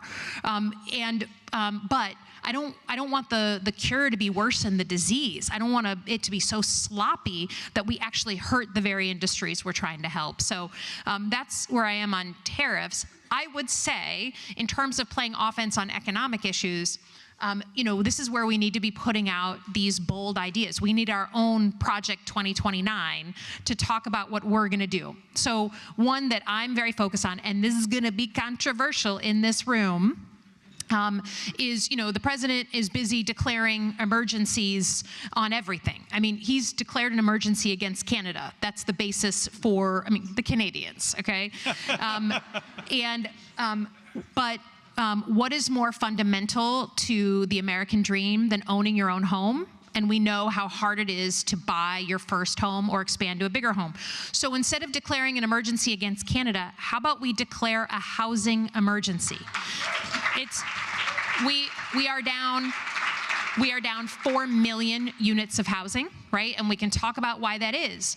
But one of the things that we're working on legislation that would do this, but one of the things that you can do when you declare an emergency, if you're going to use executive power, we have some ideas. Some local communities are really resistant to more housing. And we have thought about how do you cut through some of the regulations at the hyper-local level. Well, if you want to continue to get federal dollars, then you should streamline your local regulations so that it's easier to buy and to build housing. And there's one lady who likes it. Yeah. Thank you, the one lady. I know that. And there are going to be communities who say, okay, I don't need federal dollars. That's not, and those communities are welcome to do that. But we can't continue to live in an environment where people say, we don't want multifamily housing. We don't want all this new, we want our old communities to be how they've always been. Not when we're down 4 million units of housing and people can't, the average age in America today in buying your first home is 40. And for our parents, it was like 27. I mean, it was a completely different thing. So sometimes declaring emergencies makes sense. It's housing, not Canada. I want to open it up for questions from our audience. We have two folks with microphones if anyone has a question that they want to ask. While people raise their hands, I've been thinking as the holidays come up about the National Guard troops that have been deployed in a lot of these cities, people who are going to be away from their families for Thanksgiving as they wander around the streets of DC. You introduced this No Troops in Our Streets Act recently. It would allow a simple majority to stop Guard deployments. A lot of people here have Guard in their states right now. Talk about that a little bit, especially because of your background in this. Sure. So I can't think of something more fundamental for Americans to be talking about than the deployment of federal law enforcement and uniformed military in our city streets, right? Based on our history and who we are as a country, particularly uniformed military in our cities it should be a rarity. It really calls into question, again, our values, because as someone who worked alongside the military my entire life, I did 3 tours in Iraq alongside the military. The military is incredibly trained at protecting against foreign threats, but they're not trained in law enforcement. They're not trained in arrest, detention, crowd control. When I see some of the videos coming out of places like Chicago and now North Carolina, it absolutely deeply worries me that we're going to have an incident, that those officers are going to fire upon the public. We're going to have dead children, dead women, dead civilians, and suddenly we're going to be in a spiral of violence that we can't control. So we should be having a public conversation about this. We did the No Troops in Our Streets Act because of the president, calling out at this point, I think a total of 7,000 Guard and active duty to go into the cities, often against the will of the governor. Right? I mean, again, if you call for help, that's a different conversation. But when it's against the will of the local authorities, I think we've got a real powder keg. So yes, it would allow Congress to terminate a deployment of Guard or U.S. military into a community against their will. But the other side of it, and I think it's important that we're transparent about it, the president is talking about crime and violence in these places as the reason why he's going in. And look, I think we need to be open about the fact that in some of these communities, crime isn't what we want it to be. We all want it to go down. So part of the bill is also saying, look, if you're worried about crime in these areas, use federal resources to give the local authorities the ability to hire more police officers, more social workers, do more gun violence prevention, things that work, give the resources that from the federal government. I'm all in on that. I just don't think it needs to be uniform military against the will of the local authorities. That's a powder keg. Would love to open it up for questions, sir. Thank you. Mayor Leonardo Williams out of Durham, North Carolina. Oh boy, yeah. I've been doing a spine check assessment. You checked the box. Thank Thank you. So I'm the mayor of Durham, and I've been managing this entire week ICE raids in my city right now. And I'll be leaving a little early tomorrow to go back and deal with that. What I feel is missing is the vertical alignment on the issues. Here in Washington, it's been nothing but Epstein files. That's what everyone's talking about. And there is a literal crisis on the ground. I mean, we are in a housing crisis. We're in a jobs crisis. Wages, I mean, North Carolina still pays $7.25 an hour as the minimum wage, $7.25. Meanwhile, in Washington, we're talking about the Epstein files, which are important, but we have real crises at the bottom level, and it just seems like there's a cloud that we can't see through. How would you suggest better vertical alignment where we could generate the issues and send them up, or maybe support, policymakers like yourself to actually get that energy from us, because we're getting shit done. Yep. And which is the way that it usually goes. People on the ground trust, certainly, their local officials, and then as it goes up the chain, that trust diminishes, right? So thank you for the question, and thank you for what you're doing right now and for standing up on behalf of your residents. I think, look, well, there's always going to be a little bit of the Twitter and Washington focus that's going to be different than local. But if the question is, how do you create better alignment and refocus people on the issues you care about? All of us as elected officials and community leaders have convening power to bring people together and try to get them on the same page. And while, as a Democrat, we don't have the House, the Senate, or the White House, as a senator, I can still get my ass in a room with a bunch of people and say, okay, we're gonna come up with a plan to ruthlessly focus on X, right? And to walk people through the issues and to figure out a common approach. And I think don't underestimate the power of mayors right now, I would say in particular, to convene and bring people together, even those that are, technically on paper, maybe more junior than, someone way up in Washington. You have the ability to say, hey, I'm gonna invite you in, I'm gonna invite up all my city representatives, my local representatives, my state representatives, and my national federal representatives, and ask that we focus on, I'm gonna tell you what I think the biggest threats are to my people, and have 3 specific asks you're going to make of those lawmakers. I'm telling you, we've gotten into habits of we talk our talking points, and we talk at each other, and we talk to the media. But if the mayor of Durham gets together with at least the folks who will show up, I don't know the politics in your state, and say, here are the 3 asks I have of you. I need you to be talking about this, leading legislation on this, getting me resources on this.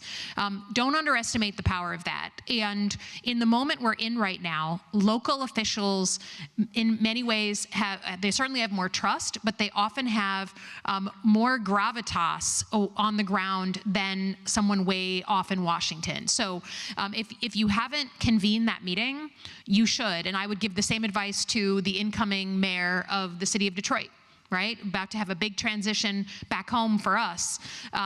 We're definitely thinking about it and thinking about what that means vis-a-vis Washington, and how do I support that mayor and hear what she needs. That's, to me, don't underestimate the power of you picking up the phone and telling people what you need. Just convene it. Well said. Hello, Madam Senator. I'm not an elected official. I'm a freshman at Howard University, who's just happy to be here. Awesome. So bear with me, I'm just a tad bit nervy, just a little bit. But yeah, no, I heard what you were talking about with economics, and you referencing Democrats being the party of working class people. But if we really look at the state of our country, look at the state of economics, we're seeing huge transfers of wealth to the 1% in our country, when majority of people, just working class people, don't know how they're going to pay their bills. And you talked about the party setting a path forward, and I think that was huge, because we did focus a lot on we're not going back, opposed to telling people where are we going, and that's very essential. But I feel like a lot of people, especially young people like myself, feel like the Democratic Party has kind of become the what we can't do party, where we're always focused on what we can do for our corporate, beneficiaries. But for working class people, it's like, I don't know, that's a little too iffy. And Mamdani's win was one that I'm really been focused on, because he's going on with a can-do attitude of actual policies, not just talking about things that we can do for working class people, but actual, let's try to be ambitious. So as you talk about what the party can do forward, letting people know, I feel like, well, I'm mainly asking, what policies do you think the party can adapt as a whole? Progressive policies that will help get people, in line and know that the Democratic Party is really for their working class. Yep. All right.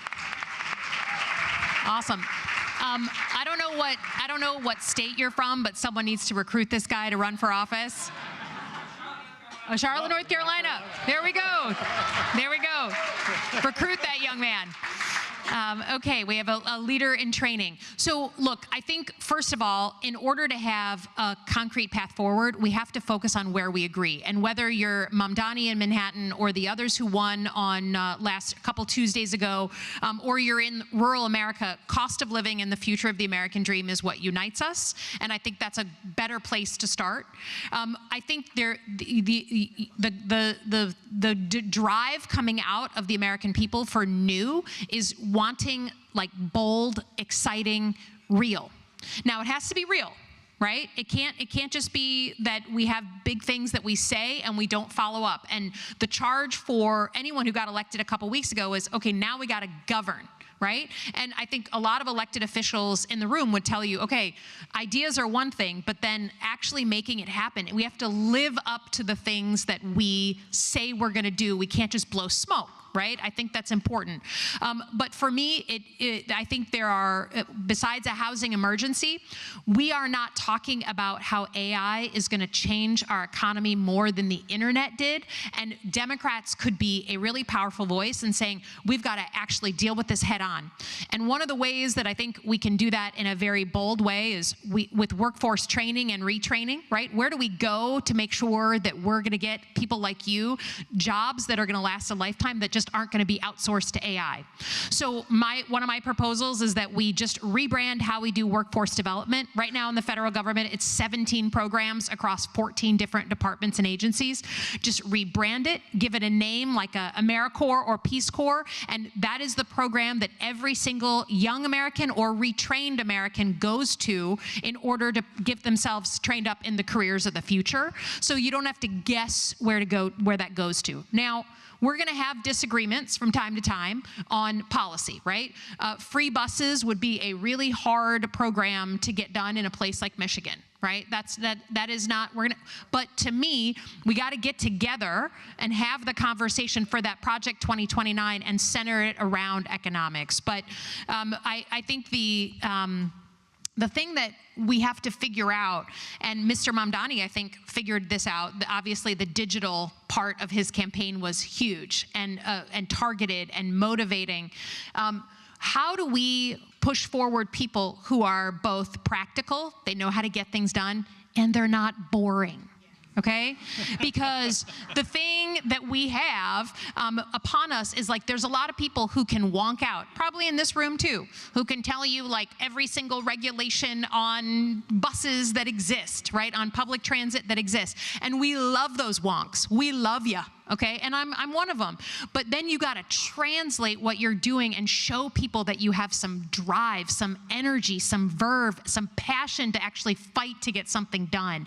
And being ambitious, to me, doesn't mean being unrealistic, but it means showing people, again, coach energy, where we're going with this stuff. So I agree with you that we need to have our plans. I think housing emergency and workforce training programs are, to me, good ideas that are also achievable, but can we also learn the lesson for your generation that you can't be a snooze if you want to get elected? Well, that's a great note to end on. Senator Slotkin, thank you so much. Thank you, guys.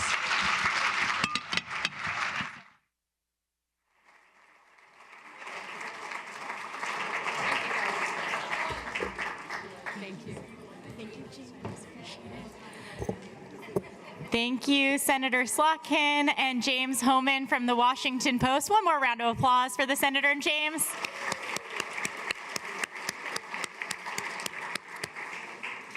We are so grateful to be able to now break out of the ballroom, let folks stretch their legs en route to breakout sessions. On the screens throughout the room, you have the option of going to one of 3 breakout sessions that will happen simultaneously now for the next hour. The first healthcare breakout session will happen in one of the 2 Freedom Rooms. The second of the 2 Freedom Rooms will have the education breakout. And the third, redistricting, will be at the rooftop level in the elevation room. You can take the stairs or the elevators to get up 1 floor to Freedom, or all the way up, I suggest taking the elevator to elevation. Again, follow the screens, and please make your way to breakouts soon.